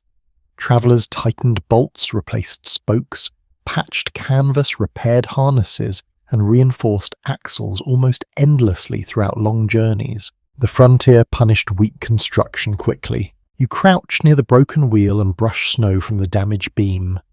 The wood feels rough and icy beneath your gloves. Cracks spread deep through the axle where pressure and cold finally overcame the timber. One man mutters that the wagon carried too much weight from the beginning. Another blames frozen terrain. Both are probably correct. Nearby, a child peeks nervously from beneath a wagon flap before disappearing again into blankets. Even children understood how important these wagons were. They carried food, clothing, medicine tools, memories, and survival itself across the plains. Without the wagons, the journey simply stopped. Wind surges again, suddenly scattering loose snow across the repair site. Lantern flames flicker wildly while several travelers turn their backs against the gust. The storm has not finished with anyone yet. A small but memorable frontier habit involved emigrants naming their wagons almost like ships. Some painted names along canvas boughs or carved initials into woodwork. Those wagons became deeply personal after months of travel and hardship. You wonder whether this damaged wagon carried a name once, perhaps still does beneath the snow. The repair work begins quickly despite cold fingers and poor light. One traveller retrieves spare timber from another wagon while others gather iron fittings and rope. Nobody wastes words unnecessarily. Experience has made everyone efficient. You help hold a lantern steady while two men lift the damaged axle slightly using wooden blocks scavenged from supply crates. Their gloves look stiff with ice, yet their movements remain practiced and deliberate. The smell of hot lantern oil mixes with snow and wet leather. Somewhere behind you, coffee begins brewing over a struggling fire. Even during emergencies, morning routines continue because people need warmth as much as repairs. The scent drifts beautifully through the cold air. For a moment you almost forget the storm. Then another cracking sound echoes somewhere beyond camp. Every head turns instantly. This time the noise comes from frozen tree branches carried within firewood bundles near one wagon. Relief spreads visibly through the group afterward. Interesting how quickly the mind learns fear. By now every sharp sound during the blizzard feels suspicious. Some frontier accounts mention travelers becoming hypersensitive to ordinary noises after days trapped in severe weather. Wagon creaks, shifting snow animal cries, and snapping wood all acquired emotional weight once survival depended upon fragile equipment. The prairie trained human nerves aggressively. You continue assisting with repairs while pale daylight slowly strengthens through thick cloud cover. Snowfall lessens briefly, allowing the camp to emerge more clearly from darkness. Wagons stand half-buried across the white landscape. Smoke rises thinly from weak fires. Oxen cluster together near windbreaks built from stacked crates and snowdrifts. The entire scene feels temporary somehow, like a settlement made from exhaustion rather than architecture. One traveller finally produces a small handsaw and begins trimming replacement timber beside the broken wagon. The sound cuts steadily through cold air. Scratch. Pause. Scratch. A strangely comforting rhythm. Nearby conversation turns toward earlier blizzards experienced along other trails. One woman recalls hearing about travellers forced to burn wagon parts for warmth after running out of fuel during winter crossings. Historians examining migration diaries continue debating how frequently such desperate measures truly occurred. Some dramatic stories likely expanded through repeated retelling around campfires and settlements. Yet harsh winters absolutely pushed emigrants toward difficult decisions. The frontier rarely cared about preserving pride. Hours pass slowly while repairs continue. Your toes numb again despite constant movement, and your cheeks burn from repeated wind exposure. Snow gathers along coat shoulders faster than you brush it away. Still the wagon gradually straightens. Not perfectly, but enough. That small progress lifts camp spirits noticeably. Someone even laughs after one repairman declares the axle stronger now than before the storm. Nobody entirely believes him. Still, people smile anyway. You step back at last and study the repaired wheel beneath weak daylight. The wagon looks scarred, but functional, much like everyone surrounding it. Tired faces, red hands, frosted coats, steady determination. The blizzard continues sweeping across the prairie beyond camp, but the cracked axle no longer threatens immediate disaster. For now, wood rope and stubborn human effort have held the frontier together one more day. Morning arrives buried beneath cloud and smoke. You wake to the smell of melting snow before opening your eyes fully. Someone outside has already started breakfast fires, and the scent of damp wood smoke drifts through the wagon seams into soft bitter waves. Your blanket feels heavier today, frozen at the edges again. You push yourself upright slowly while joints protest every movement. The wagon interior looks pale beneath weak grey daylight filtering through canvas coated in frost and snow. Nearby, a tin cup rolls gently across the floorboards when wind rocks the wagon. No one bothers chasing it immediately. Energy has become precious. You pull on stiff gloves and rub warmth into your face while listening to the sounds outside camp. Snow shovels scrape against packed drifts. Oxen snort heavily through cold air. Somewhere nearby, a pot lid clatters against iron. The camp is waking. Reluctantly, you climb from the wagon and immediately feel sharp cold seize your lungs. Snow glare brightens the entire prairie despite the hidden sun overhead. The world appears washed pale white and silver beneath endless cloud cover. The fires smell wonderful. Travellers crowd close around several weak cooking pits shielded by stack crates and wagon boards. Small flames flicker stubbornly beneath blackened coffee pots while snowmelt heats slowly inside larger kettles. That process takes far longer than modern people expect. Fresh snow contains surprising amounts of air, meaning huge quantities must be melted to produce usable water. Frontier travellers spent exhausting amounts of time simply securing drinkable liquid during winter crossings. You kneel beside one fire and extend your hands toward the heat. The sensation almost hurts at first. Your fingers throb while warmth slowly returns through cracked skin and stiff joints. Nearby, someone slices salt pork into a pan already coated with old grease from previous meals. Soon the smell spreads across camp. Rich, smoky, salty enough to wake the dead. Coffee follows next. Strong frontier coffee rarely tasted refined, but emigrants valued it deeply because hot drinks restored morale during brutal weather. Some trail diaries mention travellers discussing coffee with almost spiritual admiration after frozen nights on the plains. Honestly, you understand completely. A woman beside the fire stirs cornmeal into boiling water, while another traveller passes around here hard biscuits softened slightly near the flames. The simple meal looks unimpressive by modern standards, yet nobody complains. Not seriously. Hunger lowers expectations with remarkable efficiency. One older man jokes that blizzards improve cooking because frozen fingers stop people from criticizing recipes. Several nearby travellers laugh through scarves and steaming breath. Even weak jokes feel valuable out here. You sip hot coffee carefully from a dented tin cup. The metal burns your lips slightly, though the warmth sliding down your throat feels almost miraculous after another frozen night inside the wagon. Around you, the camp moves with slow determination. Blankets hang briefly from wagon rails to air out accumulated frost. Harnesses dry near fires while boots sit dangerously close to flames in desperate attempts to soften frozen leather. A surprisingly common problem during winter travel involved boots shrinking or cracking after repeated freezing cycles. Some emigrants reportedly greased footwear with bacon fat or animal tallow to preserve flexibility during storms.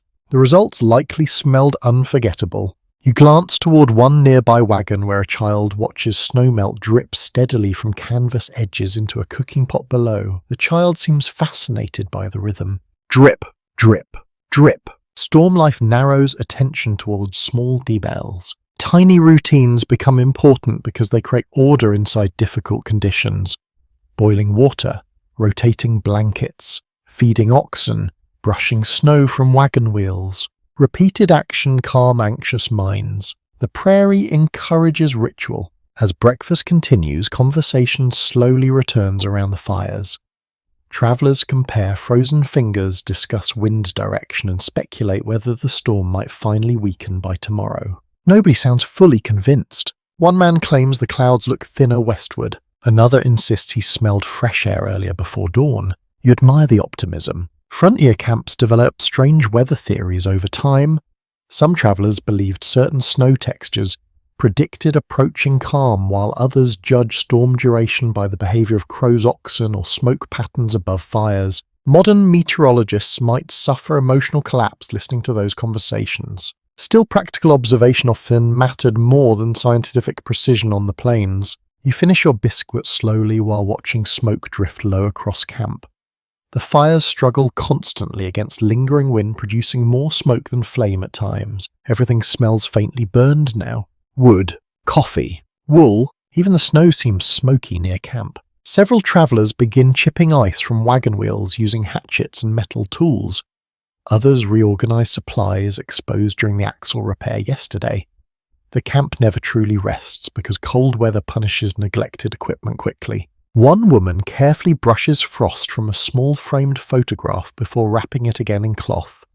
The sight catches your attention unexpectedly. Such fragile objects travel astonishing distances across the frontier. Letters, mirrors, family Bibles, pressed flowers. People carried reminders of home even while crossing landscapes that seemed determined to erase familiarity entirely. A historian studying emigrant packing lists once noted how emotional items survived alongside practical tools during migration. Human beings rarely travel using logic alone. You understand that now while staring across the snow-buried camp. The prairie feels enormous enough to swallow memory itself. A sudden gust sweeps across the fires, scattering sparks and smoke sideways through camp. Travelers shield coffee pots quickly, while one child coughs dramatically after smoke blows directly into his face. His mother laughs despite herself. The sound feels strangely bright against the endless snow. You realize morale has improved slightly this morning. The repaired wagon survived the night. The oxen remain accounted for. The fires burn steadily enough for cooking. Tiny victories matter here. A faint patch of lighter sky appears briefly behind the clouds to the south. Several people notice immediately and pause their work to stare upward. Hope spreads fast across difficult camps, even cautious hope. You stand beside the fire, finishing the last swallow of coffee while warmth fades slowly from the tin cup into cold air. Nearby melted snow bubbles inside another kettle, while bacon grease crackles softly in iron pans. For the first time in days, the camp almost resembles ordinary life again. Not comfortable life. Certainly not easy life, but something steadier. Something capable of continuing forward once the storm finally loosens its grip on the frozen prairie. The children handle the storm differently from the adults. You notice that more clearly now.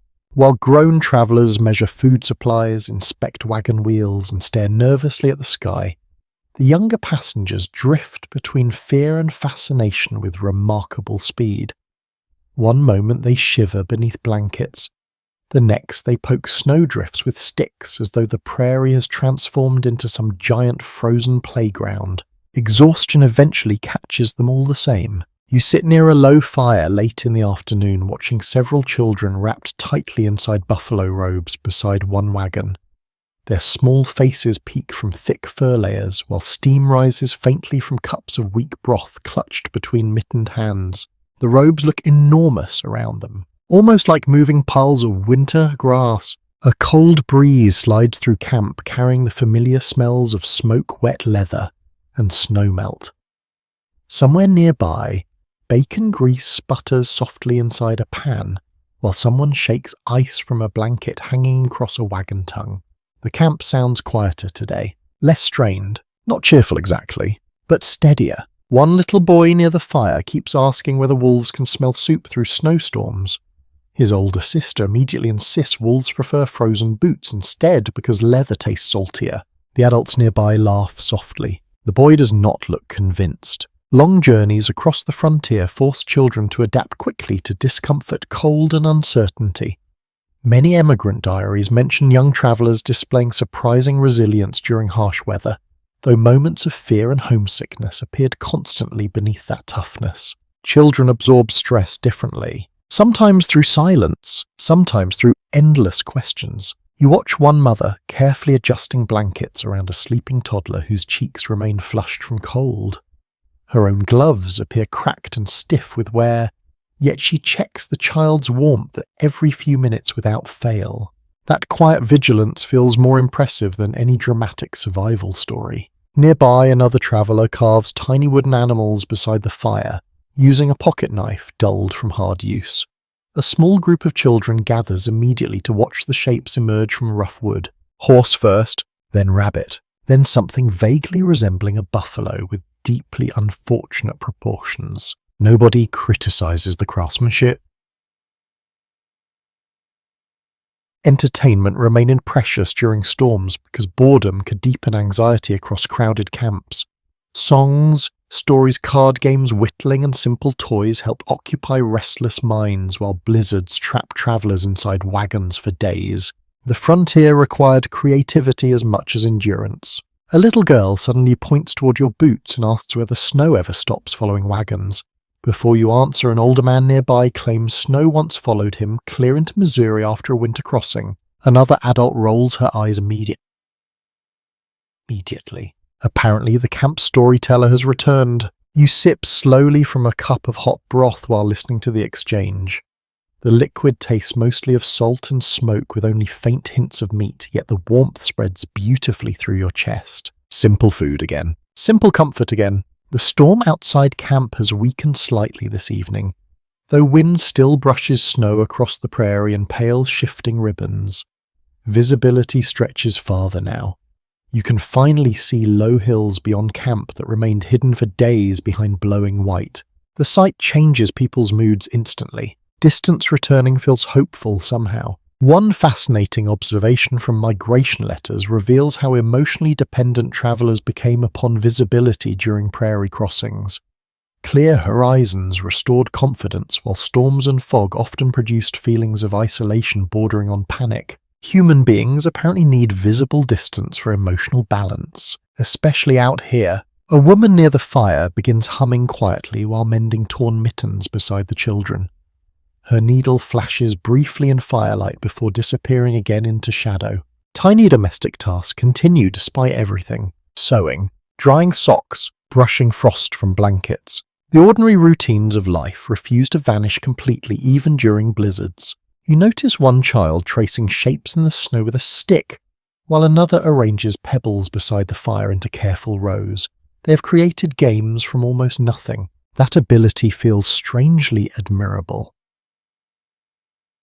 Several accounts from Western trails describe emigrant children sliding across frozen rivers, using cooking pans or racing beside wagons during calmer weather despite obvious dangers.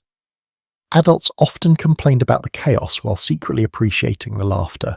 Camp morale improved whenever children forgot to feel miserable for a while. The wind shifts gently again. This time the air smells cleaner somehow. Less snow, more smoke and cold earth beneath the drifts. One older traveller claims changing scents often signalled approaching breaks in major storms. Whether true or not, several people inhale hopefully afterward as though they might smell sunshine arriving. You cannot entirely blame them. Nearby, the woodcarver finally presents the finished wooden rabbit to one little girl, wrapped inside an oversized buffalo robe. Her expression brightens so suddenly that several exhausted adults smile despite themselves. Tiny moments matter enormously now. A scholar examining frontier family life once noted that emotional survival frequently depended upon preserving small rituals of normalcy during difficult migrations. Birthday songs, bedtime stories, and playful routines continued even during dangerous conditions. Perhaps especially during dangerous conditions. Darkness slowly deepens across camp while fires burn lower against the growing cold. The children grow quieter one by one beneath blankets and heavy robes. Some lean against parents, others drift towards sleep directly beside the warmth of the fires. One small boy refuses sleep stubbornly until his mother promises the storm cannot enter the wagons without paying trail toll first. He accepts this explanation immediately. Honestly, frontier parenting deserves enormous respect. You glance across the camp and notice how many adults remain focused on the children even while exhausted themselves. Gloves adjusted, blankets tightened, hot drink shared carefully.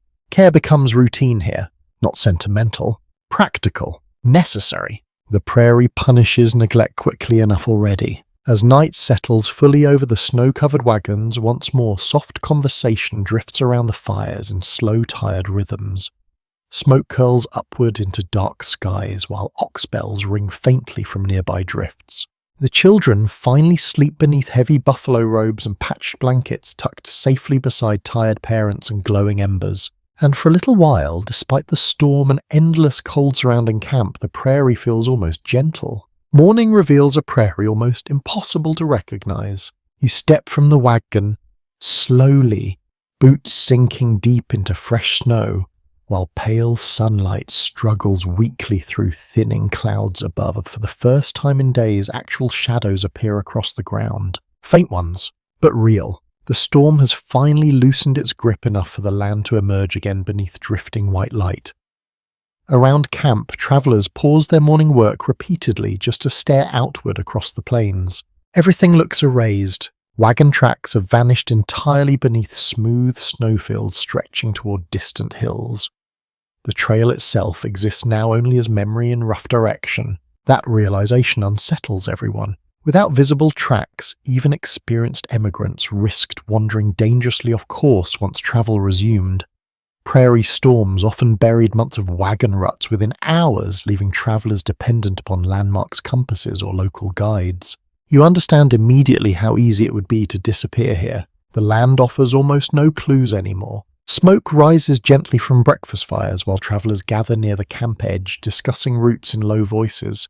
Some point towards distant hills barely visible through morning haze. Others study the sky as though expecting answers written among the clouds. The air smells different today.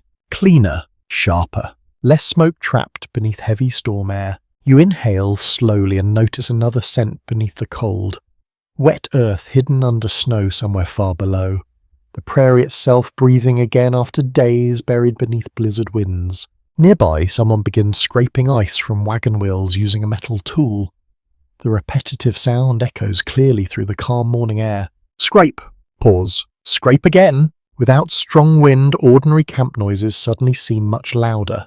Children talking, coffee boiling, oxen snorting near the drifts, canvas flapping softly overhead. The world feels awake again. You walk toward the outer wagons where several travellers attempt locating the original trail direction. One man stands atop a drift beside a wagon wheel, studying the horizon with narrowed eyes. He points west eventually. Another traveller disagrees immediately. A mild argument begins. This problem appears frequently after severe storms across open prairie country. Snow-buried wheel ruts, river crossings, and landmark markers so thoroughly that emigrant companies occasionally lost precious time relocating established trails. And time mattered greatly during winter migration. Food supplies shrank, animals weakened, weather shifted without warning. You kneel beside one partially buried wagon wheel and brush loose snow away with gloved hands. Beneath the fresh powder, older compressed drifts reveal faint traces of movement from previous days, almost invisible. Still enough to suggest a reaction. One remarkable detail from frontier diaries describes travellers using broken grass tips, frozen dung, scattered ashes, and even wind-shaped snow patterns to relocate lost trails after storms. Experience taught people to notice clues modern eyes would likely ignore completely. The prairie trained observation harshly. A younger traveller nearby suddenly calls everyone's attention toward the south. You turn quickly and see several dark shapes moving slowly across distant snowfields. For one tense moment, the camp freezes. Then relief spreads. Buffalo, far away. Their massive forms drift across the horizon like moving stones beneath pale winter light. Steam rises faintly around them while snow brushes across their backs. The sight feels ancient somehow. Older than the wagons, older than the trails. Buffalo herds remained deeply important to frontier survival long after westward migration intensified. Travelers occasionally relied upon buffalo meat hides or even old herd paths during difficult crossings. Several emigrants also believed observing buffalo movement helped predict weather changes, though opinions differed widely on whether the animals truly sensed approaching storms earlier than humans. Out here, people paid close attention to anything that survived winter successfully. You continue helping clear snow from around the wagons while camp leaders discuss the route ahead. The repaired axle from yesterday holds firm despite thick ice gathering around the wheel rims overnight. A promising sign. Nearby, one woman shakes frozen blankets violently while frost sparkles into sunlight around her like shattered glass. Another traveller hangs damp clothing beside a fire where smoke curls lazily upward into the cold air. Everything still feels damp. That never fully changes. Even calmer weather cannot immediately dry weeks of frozen fabric, wet leather, and crowded wagon interiors. Moisture lingered constantly during frontier winters, creating endless discomfort and occasional illness. You flex stiff fingers inside cracked gloves while listening to distant conversation near the oxen. Several men debate whether the animals seem strong enough to resume travel tomorrow if skies continue clearing. One insists another full rest day remains necessary. Nobody enjoys difficult choices involving exhausted livestock. A small group of children nearby attempts rebuilding the buried wagon trail using sticks dragged through fresh snow. Their tiny tracks cross wildly in every direction until one adult laughingly declares they have accidentally invented 6 different trails to Oregon. Honestly, the children appear more confident than the adults. The sunlight strengthens slightly around midday, though clouds still drift heavily overhead. Snow glare brightens the prairie enough that several travellers squint beneath hat brims while working. You realise how long it has been since proper sunlight touched camp. The change lifts spirits immediately. Not dramatically, just enough. One old trail account described winter sunshine after prolonged storms as feeling almost edible. The phrase sounds ridiculous initially, yet standing here now, beneath pale warming light, you understand exactly what the writer meant.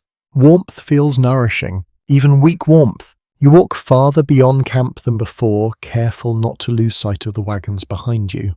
Snow crunches sharply beneath every step while open prairie stretches silent and endless in all directions. No wagon ruts remain, no clear path, only white land rolling gently beneath winter sky. The emptiness feels beautiful enough to silence thought for several moments, then slightly frightening again. You turn back toward a camp where thin smoke columns rise into calm, cold air. The wagons appear tiny against the enormous plains clustered together like fragile toys abandoned in snow. Yet they endure. That thought comforts you unexpectedly. Against storms, cold exhaustion, and endless uncertainty, the little camp continues functioning through stubborn routine and shared effort. Behind you, the Berries Trail waits somewhere beneath the drifts, hidden, but not entirely lost. Soon enough, the wagons will begin searching for it again. The stories begin after sunset, not because anyone plans entertainment formally, but because darkness settles heavily across the prairie once more and human beings dislike silence for too long. You sit near a low fire wrapped in stiff blankets while snow drifts lazily beyond camp, under a pale moon hidden behind thin cloud. The storm has weakened considerably now, though. Cold still grips the plains with exhausting persistence. Wood crackles softly beside you. Coffee simmers nearby. Ox bells ring faintly somewhere beyond the wagons. The camp finally sounds alive again instead of merely enduring. Several travellers gather close around the fire with cups balanced carefully between gloved hands. Smoke drifts low through the cold air, carrying the comforting smell of pine scrap grease and damp wool. Your face warm. Your boots remain freezing. Frontier life specialized in uneven experiences. One older traveler clears his throat dramatically before announcing that blizzards always awaken strange things across the prairie. Several listeners immediately roll their eyes, yet nobody leaves. That tells you enough. He begins describing mysterious lights supposedly seen during winter crossings farther north.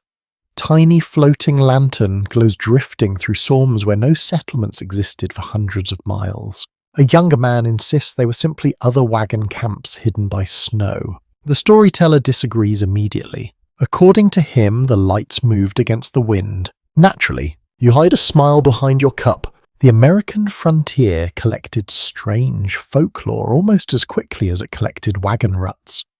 Travelers exchanged stories about phantom riders, ghost fires, cursed river crossings, and voices heard across empty plains at night. Isolation encouraged imagination. So did exhaustion. One woman beside the fire mentions hearing strange singing during the height of the blizzard several nights earlier.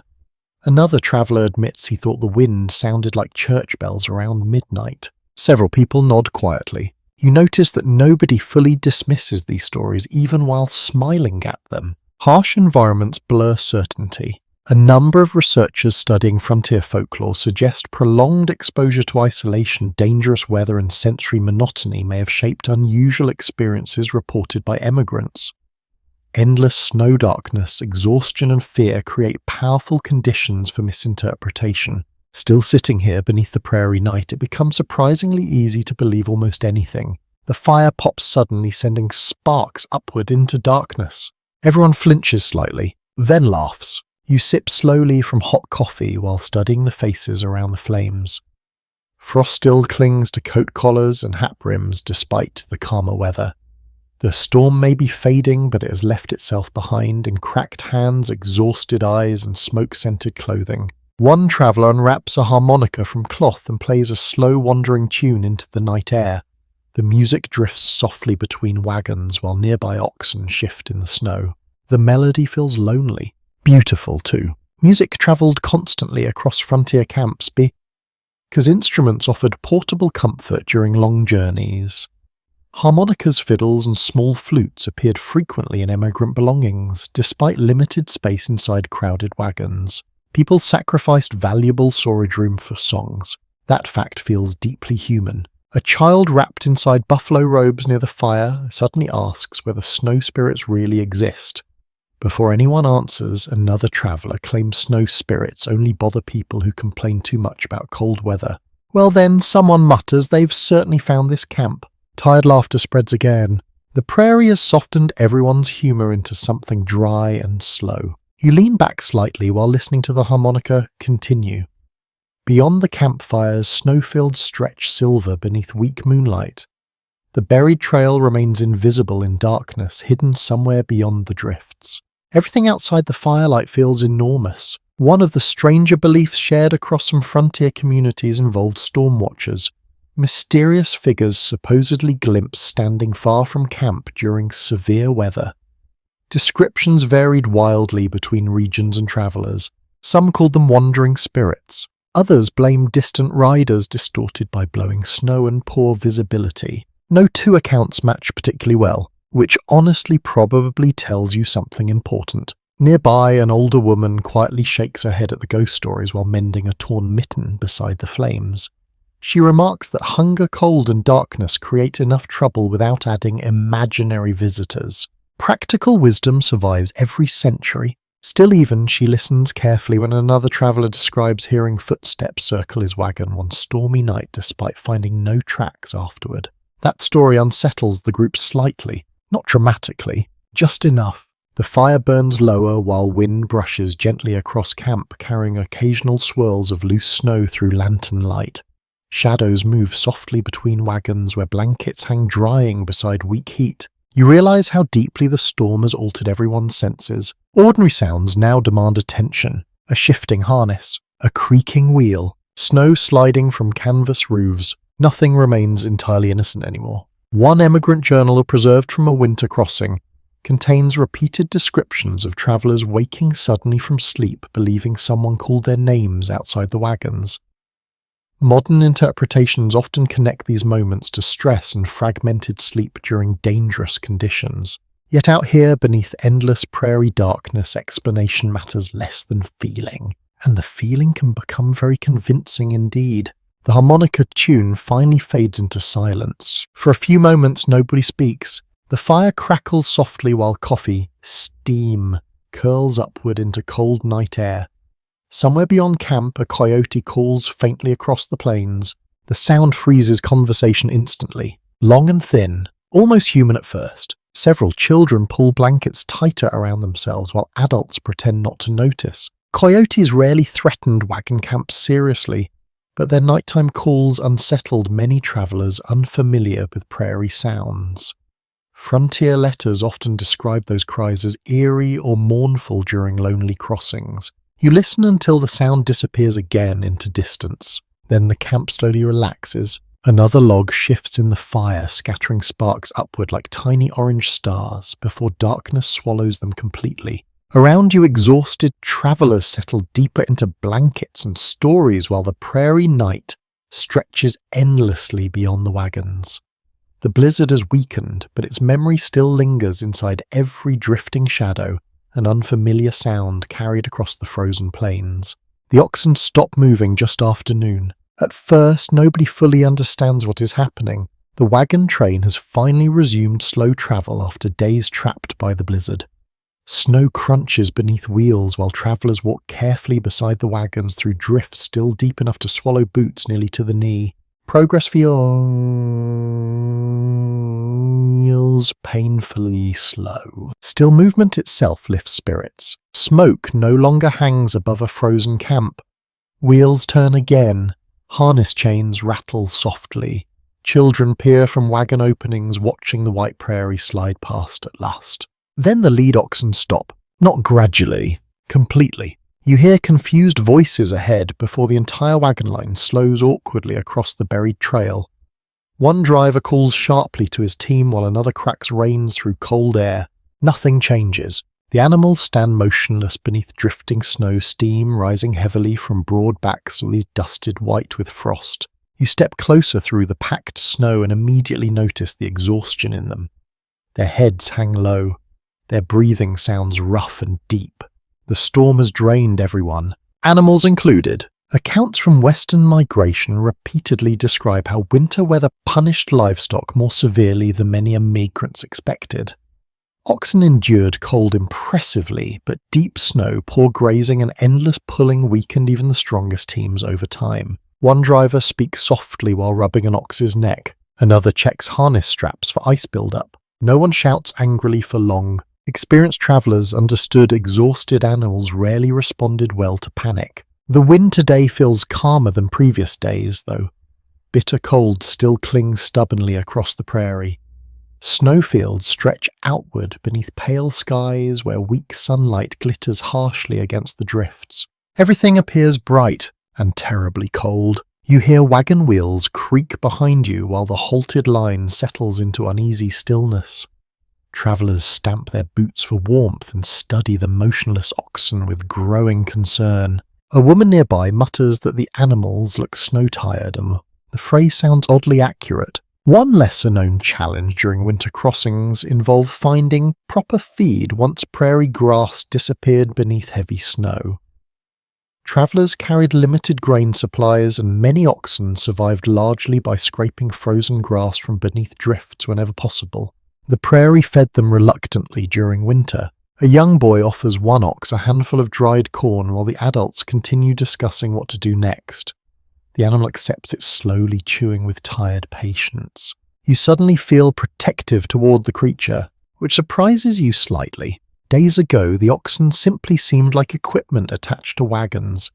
Now they feel more like silent companions, enduring the frozen misery beside everyone else. One old emigrant memoir described oxen as the true engines of Western hope. The phrase stayed with historians because it captured how completely frontier movement depended upon animal endurance. Without them, the entire migration stalled. Ahead of the wagon line, several travelers begin clearing deeper snow from the trail using shovels and wooden boards. Others loosen heavy loads temporarily to reduce strain on the teams. You join them quickly. The work feels exhausting almost immediately. Snow resists every movement. Cold air burns inside your lungs while sweat gathers uncomfortably beneath heavy coats. Your gloves become wet despite the freezing temperature. Winter labour carried strange contradiction. You could freeze and overheat simultaneously. The oxen remain stubbornly still while people work around them. One traveller finally removes part of the harness from a particularly exhausted animal and gently rubs its shoulders beneath the leather straps. The skin underneath looks raw. Nobody says much after seeing that. A curious frontier practice involved talking constantly to working animals during difficult travel. Some drivers believed oxen responded better to familiar voices than to shouting or whipping, especially when tired. Listening now, you hear it everywhere. Soft encouragement, names repeated quietly, steady human voices moving through cold air. The wagon line waits nearly an hour before the first oxen begin moving again. Even then, the pace remains painfully slow. Wheels groan through packed snow while travellers push from behind whenever wagons sink too deeply into drifts. The entire journey becomes rhythm. Push, pull, crunching snow, heavy breathing. The prairie itself seems reluctant to let anyone pass. You walk beside one wagon while ice crackles beneath the wheels. The canvas cover snaps softly in the wind overhead and frozen ropes creak against wooden supports with each jolt. Inside the wagon, children wrapped in blankets watch silently through small openings near the canvas seams. Their faces look pale from cold and boredom. Still they remain quiet. The storm has matured everyone slightly. One traveller farther ahead suddenly slips into a hidden drift nearly waist-deep, vanishing with startling speed before several others haul him upright, laughing. Snow clings thickly across his beard afterward, making him resemble an irritated winter spirit from the ghost stories shared beside the fire last night. Even he eventually laughs. Frontier survival demanded humour, eventually, because frustration alone consumed too much energy. The afternoon drags onward slowly across endless white terrain. Every mile feels earned through stubborn effort rather than actual progress.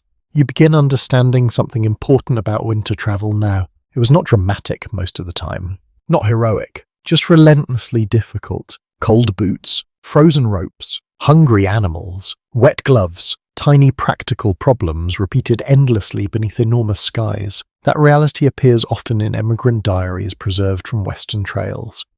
Modern imagination tends to focus on spectacular disasters or triumphant arrivals, but daily hardship shaped frontier experience far more consistently. The prairie wore people down piece by piece. As daylight weakens toward evening, the wagon train finally reaches a shallow area partly shielded from wind by low, snow-covered ridges. Camp preparations begin almost immediately. Everyone looks exhausted, especially the oxen. Several animals stand trembling slightly while steam rises from their bodies into cold evening air. Drivers remove harnesses carefully and brush packed snow from thick hides before leading the teams toward exposed patches of frozen grass. You watch them quietly for a moment. The oxen lower their heads and begin feeding with slow, determined movements. Not graceful, not fast, but steady. That steadiness comforts you unexpectedly after the long frozen day. Nearby campfires begin glowing against the darkening prairie, while smoke curls upward beneath a fading light. The wagons settle once more into temporary stillness, surrounded by snow exhaustion and endless winter plains. Tonight everyone sleeps because the journey demands it. Even the animals. You sleep beside the supplies now, not near them, beside them. The distinction matters on the prairie. Night settles cold and clear across the camp while the wagons stand clustered between low ridges, half buried in snow. The storm clouds have finally drifted farther east, leaving a hard winter sky scattered with pale stars sharp enough to resemble ice themselves. The temperature drops quickly without cloud cover. Everyone notices. You climb into the wagon carrying an armful of blankets that smell faintly of smoke and frozen wool. Inside the familiar cramped darkness, waits beside stacked barrels, tool crates, flour sacks and carefully wrapped bundles tied against shifting during travel. Nothing here feels unnecessary anymore. Each item carries food, tools, spare boots, medicine tins, powder and ammunition sealed carefully against moisture. One damaged barrel or stolen sack could create serious trouble weeks later along the trail. That reality shaped how emigrants slept during difficult crossings. Many travellers positioned themselves directly against important cargo overnight, partly for warmth and partly for protection against shifting loads, theft or weather damage. You understand the logic now while settling beside a crate filled with preserved food. The wood feels cold enough to burn through your coat initially. Nearby, another passenger carefully checks a canvas-wrapped bundle containing family documents before sliding it beneath blankets near their feet. People protected papers almost obsessively on the frontier. Land deeds, letters, marriage certificates, maps. Even in blizzards, those fragile pages represented futures waiting somewhere beyond the prairie. The wagon creaks softly as wind brushes across the canvas overhead. Not the violent roaring from earlier storms, just low winter movement passing across the ridges outside camp. The quieter weather somehow makes other sounds clearer. Harness chains clinking. Someone coughing near another wagon. The distant scrape of snow being cleared from a fire pit. An ox snorting heavily beyond camp. The prairie never becomes truly silent. You pull blankets tighter around your shoulders while studying the dim lantern glow hanging near the wagon entrance. Shadows sway gently across the curved ceiling beams overhead. Frost still clings there, though thinner tonight. A subtle improvement. One trail journal written during a Wyoming winter crossing mentioned emigrants celebrating dry socks with more enthusiasm than holidays. At first the statement sounds humorous. Then you spend enough nights freezing beside damp blankets and suddenly dry fabric becomes almost spiritual. Your boots rest beside you now, wrapped partly in cloth to keep leather from stiffening overnight. A traveller earlier today warned everyone that cracked boots during winter migration could lead quickly to frostbite once walking resumed. The frontier punished small neglects severely. You hear quiet conversation outside before the wagon flap opens briefly. Cold air enters carrying the smell of smoke and frozen earth. A traveller passes a small sack inward containing extra dried cornmeal and carefully sealed coffee. Supplies rotate constantly between wagons depending upon weather repairs and available space. The organisation looks chaotic initially, yet patterns exist beneath it. Experienced emigrant groups develop surprisingly efficient systems for distributing goods during difficult travel. Cooking tools stayed accessible. Medical supplies remained identifiable even in darkness. Emergency food often travelled near wagon entrances. Preparation became survival. You rest your head against bundled bedding and listen to the camp, settling gradually into sleep around you. Fires burn lower outside while stars are up and above the snowy ridges surrounding camp. The sky feels enormous tonight. You can sense it even from inside the wagon. One strange little frontier habit involved storing onions inside boots during severe winter weather, because travellers believed the vegetables absorbed moisture and helped preserve leather. Historians remain uncertain how widespread the practice truly became. Still, after everything you have witnessed on this journey, boot onions somehow feel entirely believable. A child somewhere nearby laughs briefly in their sleep before falling quiet again beneath blankets. The sound softens the mood inside camp immediately. Exhausted people still smile at sleeping children. That remains timeless. You shift carefully beside the supply crates while trying not to disturb stacked cookware tied against the wagon wall.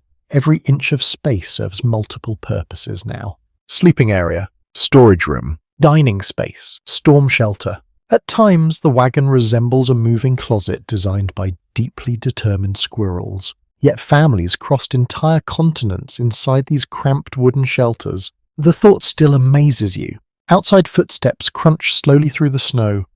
Night watches continue despite calmer weather because animals still require monitoring and fires must remain controlled carefully around canvas wagons. Open flames frightened emigrants nearly as much as storm. A single spark could destroy precious supplies within minutes. One preserved letter from the frontier described travellers keeping buckets of snow beside wagons, specifically to smother accidental fires quickly.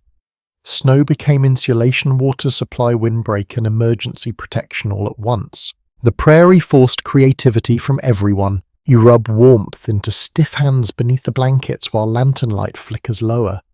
The wagon smells less damp tonight after several clearer days of drying clothes and bedding near the fires. Progress. Again, small progress. A nearby traveller quietly unwraps a cloth bundle containing tiny pieces of dried apple saved carefully since the journey began. They offer one slice around the wagon. You accept gratefully. The taste feels shockingly vivid after weeks of salt smoke and bland trail food. Sweetness survives strangely well in memory. For a moment, nobody speaks while chewing slowly in the lantern glow. Outside, wind brushes lightly across the ridges while stars remain cold and brilliant overhead. The prairie finally feels less hostile tonight. Still dangerous, still immense, but calmer somehow. You glance once more across the wagon interior. Supplies stacked carefully, blankets folded against the cold, boots waiting near the lantern. Small possessions tucked safely beside sleeping travellers. Everything arranged with deliberate care against uncertainty. That may be the true secret of survival out here. Not bravery, not strength alone. Attention, care. Endless small acts repeated faithfully beneath difficult skies. The lantern flame shrinks lower while the wagon settles deeper into stillness.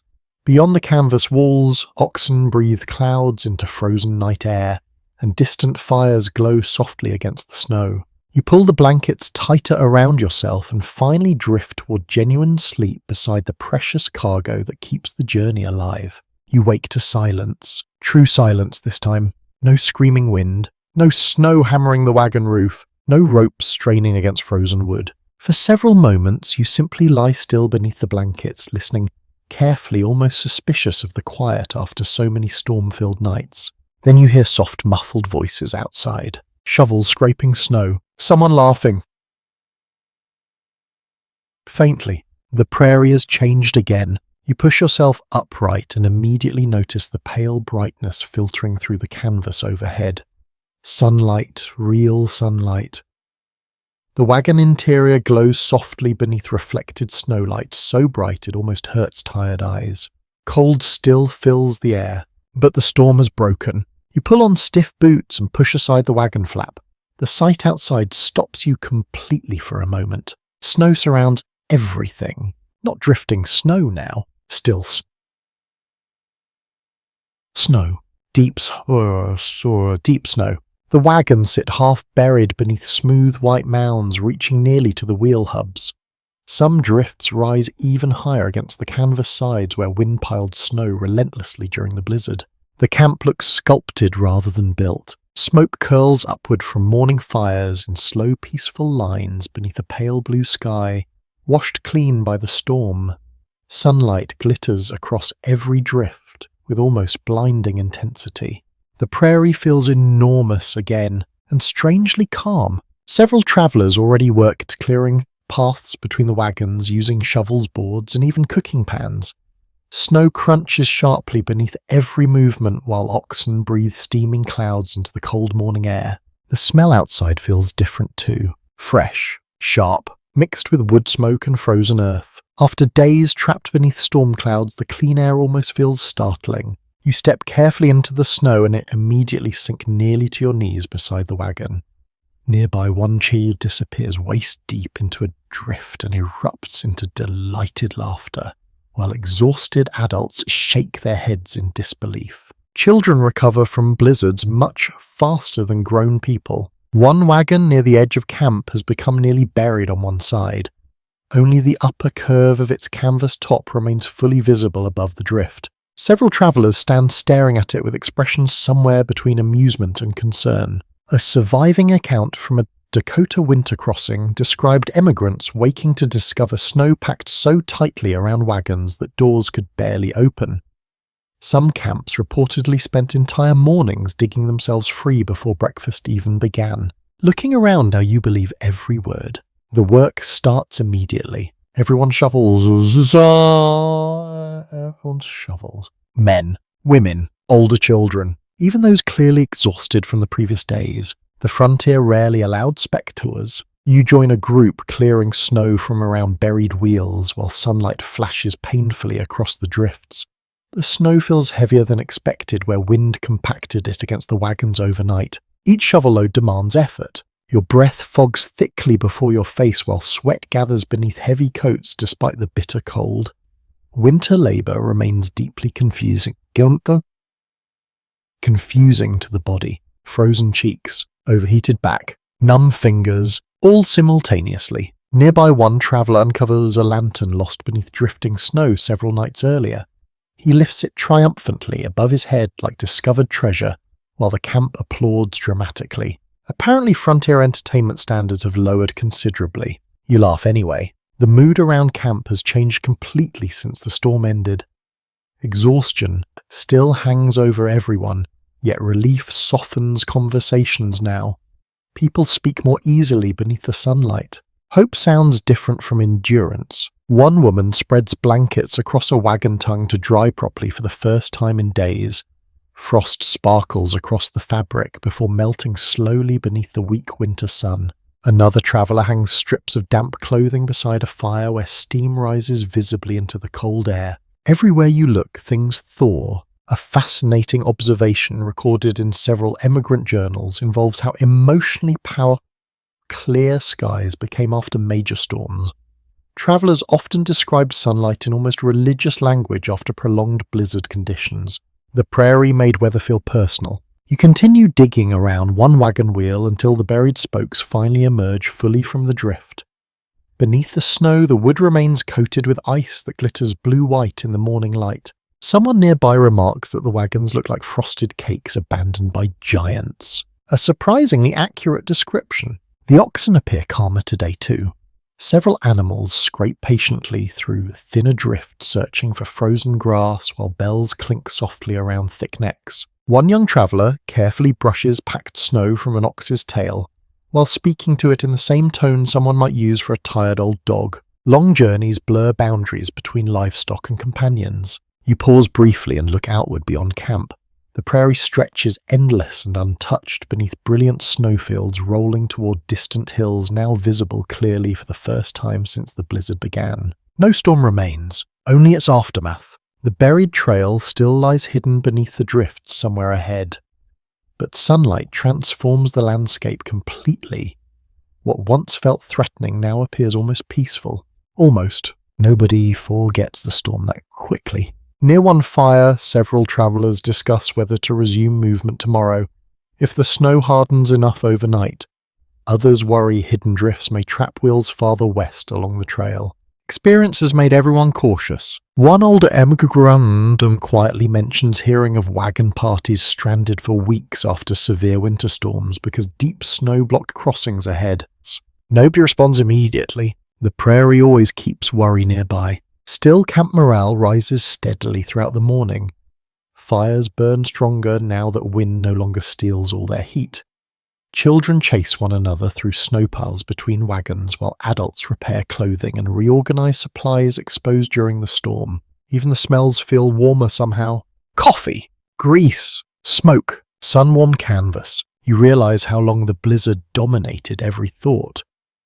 Now your mind finally notices ordinary details again. Sunlight on metal cups, the texture of dry wood, the sound of boots squeaking against packed snow, life returning in small pieces. As noon approaches, the camp stands gradually uncovered from beneath the drifts. Wagons emerge, paths widen, fires strengthen. The storm buried the wagon train deeply, but not deeply enough to stop it completely. Out here on the frozen prairie, survival often means nothing more dramatic than digging yourself back into daylight one shovel at a time. The fires burn brighter tonight. Not larger, just lower, exactly. Just steadier. The wind has weakened enough that flames finally rise cleanly, instead of flattening sideways beneath constant gusts. Around the wagon camp, travellers gather close to the warmth while darkness settles gently across the snow-covered prairie. You sit near one fire wrapped in dry blankets that still carry traces of smoke and melted frost from earlier sunlight. The heat touches your boots first, while the cold air keeps your face sharp and awake. It feels balanced somehow, for the first time in many nights. Nearby coffee bubbles lazily inside a blackened pot, while strips of salt pork crackle in grease. The smell spreads through camp immediately rich enough to make exhausted travellers glance toward the cooking fire with renewed interest. Simple food still rules the frontier. One emigrant once described trail meals as either boiling, frozen, or missing. Judging from the past several days, the description feels remarkably accurate. You accept a tin cup of coffee and settle closer beside the flames. Around you, conversations drift slowly between wagons, while children wrapped in blankets lean sleepily against parents. The camp sounds human again, not merely weather-beaten. One man begins telling a wildly exaggerated story about a trapper supposedly surviving an entire winter storm inside a hollow buffalo carcass. Several people groan immediately. Another traveller claims the story improves every time it gets retold. The storyteller proudly agrees. Frontier camps produced endless storytelling, partly because darkness arrived early during winter travel. Once chores ended and fires stabilized, conversation became the primary entertainment across isolated wagon groups. Some stories carried useful warnings. Others clearly survived through pure stubborn nonsense. You suspect the buffalo story belongs firmly in the second category. Still, everyone listens. The fire pops sharply, sending sparks upward into the clear night. Above camp, the sky stretches brilliantly dark now that the storm clouds have vanished entirely. Thousands of stars scatter across the prairie sky with startling clarity. You'd forgotten how large the heavens looked out here. No towns, no lamps, only endless cold light overhead. Several travellers pause their conversations just to stare upward for a while. Winter skies across the plains often impressed emigrants deeply because the openness of the landscape created astonishing visibility on clear nights. One traveller quietly remarks that the stars look close enough to freeze. That feels correct somehow. Beside another fire, an older woman shares remedies for frost-cracked skin using animal fat, beeswax and herbs carried westward in small cloth bundles. Several listeners nod with genuine interest while examining their own red swollen hands. The frontier transformed ordinary household knowledge into survival tools remarkably quickly. Cooking, sewing, soap making, treating coughs, preserving food. Skills dismissed as mundane elsewhere suddenly carried enormous value during more difficult travel. You warm your hands around the coffee cup and listen to the overlapping conversations moving through camp. A discussion about trail routes, someone arguing about the best way to dry wet boots, children laughing softly at shadow shapes cast by firelight against the wagons. The sounds drift together comfortably beneath the night sky. One traveller produces a deck of badly worn cards and begins teaching a simple game to several younger passengers near the fire. The cards look bent-stained and softened from years of use, yet everyone watches with deep concentration. Little luxuries lasted a long time on the frontier because replacement remained uncertain. A deck of cards, a harmonica or a favourite book might travel thousands of miles beside flour sacks and wagon tools. People protected joy carefully. You notice one man quietly repairing a harness strap beside the fire while listening to the stories around him. Even during moments of rest, practical tasks continue. That rhythm never stops completely. Repair, dry, sharpen, fold, prepare. Life on the trail depended upon staying slightly ahead of disaster whenever possible. A few preserved trail journals mention emigrants becoming oddly superstitious about campfire behaviour during winter crossings. Sudden sparks, strange smoke patterns, or collapsing flames sometimes inspired nervous predictions about weather or bad luck ahead. Human beings seem determined to invent omens whenever enough darkness surrounds them. Tonight, however, the fires behave beautifully. Steady flames, good heat, almost civilized. The harmonica player from earlier nights appears again and begins another slow tune near the edge of camp. The melody drifts softly across the snow while smoke curls upward into the stars. Nobody speaks loudly over the music. The prairie encourages quieter voices. You glance toward the oxen resting beyond the firelight. Their broad shapes stand dark against the snow while faint steam rises from their bodies into the freezing air. They look calmer tonight too. Animals and people alike seem to understand the storm has truly passed now. One child near the fire suddenly asks how travellers knew where West actually was before trails existed. Several adults answer at once with conflicting explanations involving moss stars, rivers, mountains, and pure luck. Honestly, the final answer may contain a little of everything. Navigation across open prairie remained deeply uncertain during many early migrations, especially before established wagon routes became more heavily travelled. Snowstorms made orientation even harder by erasing tracks and landmarks completely. The land rarely offered easy guidance. You sip the last of your coffee while warmth fades slowly from the tin cup into cold night air. Around you, people continue trading stories and practical advice beneath the crackling fires. Someone describes frozen river crossings farther north. Another recalls Wagon sinking axle-deep in spring mud. A third insists prairie winds once blew his hat clear into Nebraska. That story might actually be true. The camp laughs more easily tonight. Not because conditions have become comfortable, but because survival now feels slightly more likely than it did during the height of the blizzard. That difference matters enormously. The fires burn lower gradually while one by one travellers retreat toward their wagons. Blankets tighten around shoulders. Lanterns glow softly behind canvas walls. Snow crunches beneath tired boots crossing the camp. You remain beside the fading embers a little longer, listening to the final harmonica notes drifting across the frozen prairie while stars shine silently overhead. After so many storm-filled nights, the quiet almost feels luxurious. The climb begins before sunrise. You wake while the stars still hang above the prairie, sharp and cold against the fading night sky. Camp stirs quietly around you as travellers prepare the wagons for another difficult stretch westward. The ridge ahead worries everyone. You can feel it in the silence. Harnesses jingle softly while oxen stamp through packed snow near the fire pits. Coffee brews in the dark. Lanterns swing between wagons, casting long golden shapes across frozen drifts. The air smells of smoke and cold iron. You tighten your coat and step into the brittle morning frost while nearby travellers secure ropes and check wheel bindings one final time before departure. Nobody wants accidents on the ridge. Not here. Not after surviving the storm. The buried trail eventually rises toward a narrow stretch of higher ground where wind has carved uneven paths through deep snow. Several experienced travellers studied the route yesterday afternoon and returned looking thoughtful rather than confident.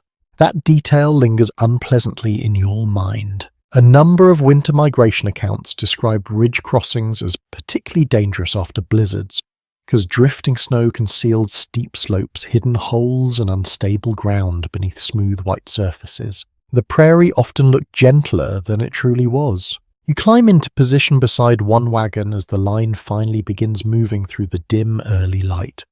Wheels creak slowly over frozen snow while oxen lean into their harnesses with heavy, determined effort. Nobody talks much. The cold bites harder before sunrise. Your boots crunch steadily beside the wagon, while pale dawn gradually spreads across the horizon behind camp. Ahead the ridge rises dark against the brightening sky like a frozen wave waiting to be crossed. Beautiful, threatening too. The climb grows steeper surprisingly quickly once the wagons reach the lower slope. Snow deepens again where drifting wind packed it tightly along the ridgeline. Wheels slip occasionally despite chains wrapped around several rims for better grip. You hear drivers encouraging their teams constantly now. Soft voices, short commands, steady reassurance. The oxen breathe heavily while steam pours from their nostrils into the freezing air. One preserved letter from a winter trail crossing described wagons sounding like old ships climbing mountains of snow.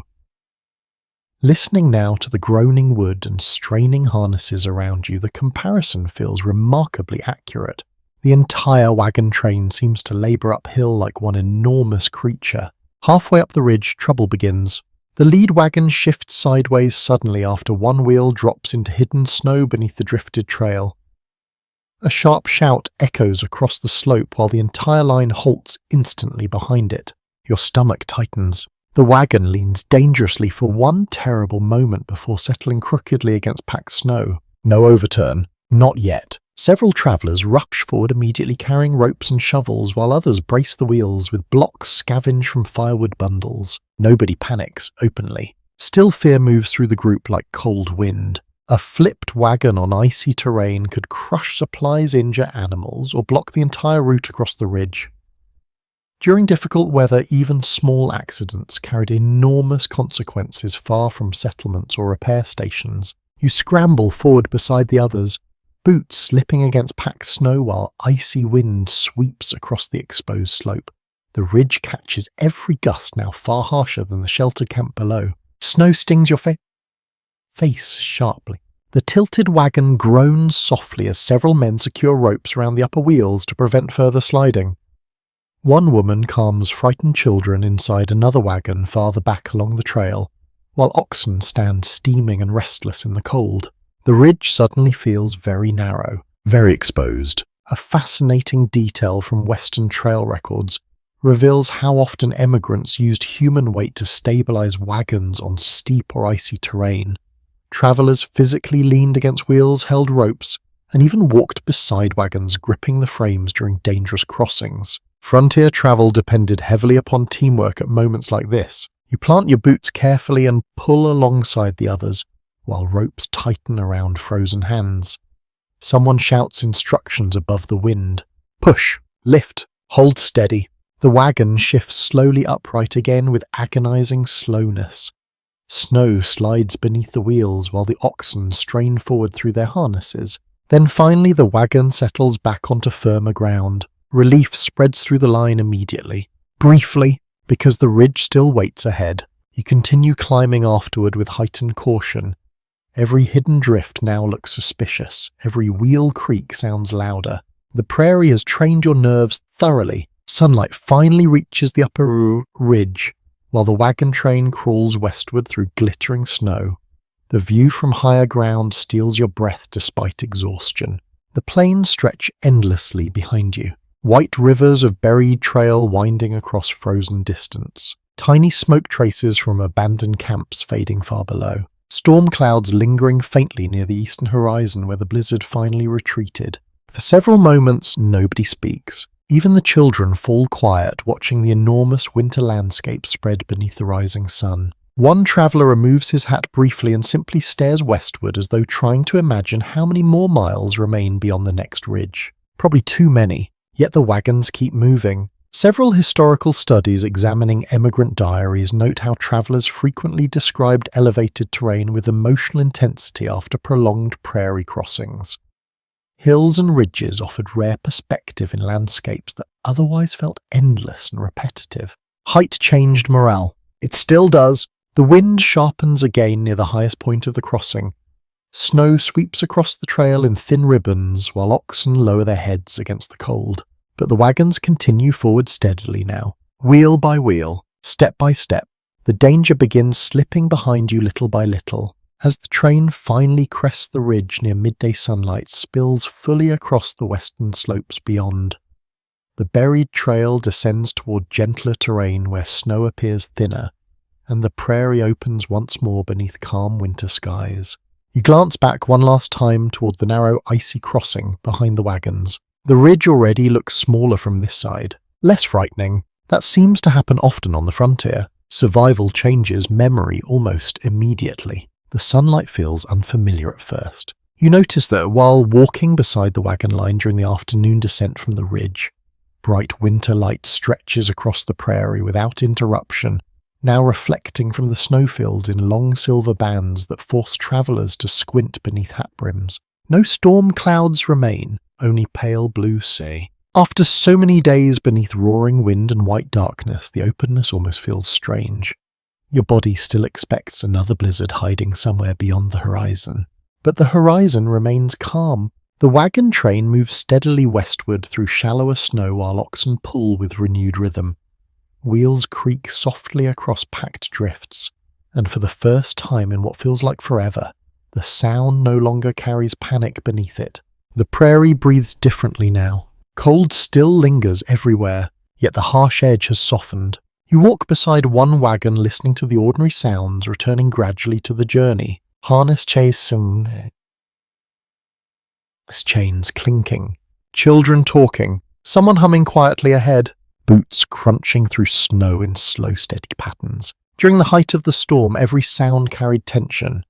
Now the same noises feel peaceful somehow. That emotional shift surprises you. One traveller nearby remarks that clear weather after a blizzard can feel almost suspicious, as though the prairie is pretending innocence after days of violence. Several others laugh knowingly. The land has earned their distrust. A number of frontier letters written after severe winter crossings contain surprisingly emotional descriptions of sunlight returning to the plains. Travellers often wrote about feeling physically lighter once they could see distance again. You understand completely. Visibility restores confidence. The buried trail gradually reappears throughout the afternoon where wind has stripped snow from certain stretches of ground. Faint wagon ruts emerge beside frozen grass and scattered debris left by earlier travellers. Broken crate boards, ash from old fires, an abandoned horseshoe nearly buried in ice. Tiny evidence of other people surviving this same road before you. One boy riding near the back wagons becomes excited after spotting an old trail marker half hidden beneath snow. He points toward it proudly as though discovering treasure. Honestly, out here it almost counts. Markers mattered enormously during westward migration because storms and distance erase direction easily across open country. Travellers relied upon carved posts, stacked stones, damaged trees, and previous wagon traces whenever possible. The prairie rarely offered helpful instructions naturally. You pause briefly beside a shallow frozen creek, where several oxen drink from holes chopped through the ice earlier that morning. Sunlight flashes across the water while steam rises from the animals into the cold air. The scene feels calm enough to belong to another journey entirely. Not the same blizzard crossing. Not the same frozen nights, yet traces remain everywhere. Your gloves still smell faintly of smoke and wet leather. Wagon canvas still carries ice stains from the storm. Faces around the train look thinner, somehow sharpened by exhaustion and cold. Difficult weather leaves marks even after skies clear. A curious observation appears in several emigrant recollections from harsh winters. Many travellers later remember the silence after storms more vividly than the storms themselves. Not empty silence, relieved silence, the absence of danger becoming noticeable in its own right. You feel that quiet now while the wagon train moves across open snowfields beneath the bright afternoon sky. No screaming wind, no snapping canvas, only movement, steady movement. One older woman riding beside a wagon begins singing softly while mending a glove in her lap. The tune drifts lazily through the cold air, and before long another traveller joins quietly from farther ahead. Soon several voices hum together, nothing formal, just human sound carried gently across the plains. Music returns more naturally now that fear has loosened its grip on camp. You glance westward again. The land ahead appears calmer than before the ridge crossing. Rolling hills stretch beneath sunlight while long shadows begin forming across the snow as afternoon slowly fades. The world looks almost welcoming. Almost. Nobody fully trusts winter prairie weather anymore. Several experienced travellers continue studying the sky habitually every hour or so despite the clear conditions. This storm taught everyone caution. One preserved journal from a Colorado crossing mentioned emigrants developing weather eyes after repeated blizzards. Travellers supposedly learn to monitor clouds, wind scent, and snow texture constantly without realising it. Perhaps hardship sharpens observation permanently. A group of children near the rear wagons now toss small snowballs at wagon tracks while adults pretend not to notice. Their laughter carries surprisingly far across the open terrain. That sound changes the mood of the entire train. You realise nobody heard carefree laughter during the worst storm nights.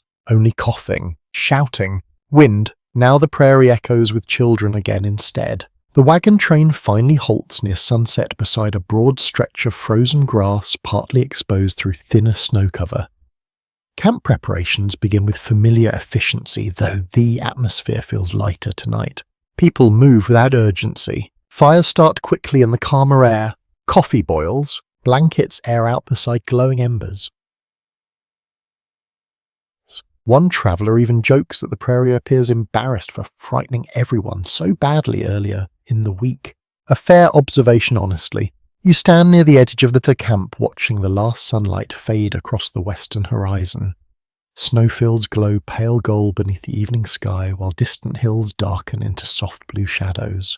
The blizzard truly feels behind you now. Not forgotten, never that, but finished. Several travellers gather quietly around one fire discussing how close the storm came to trapping the wagons permanently along the ridge.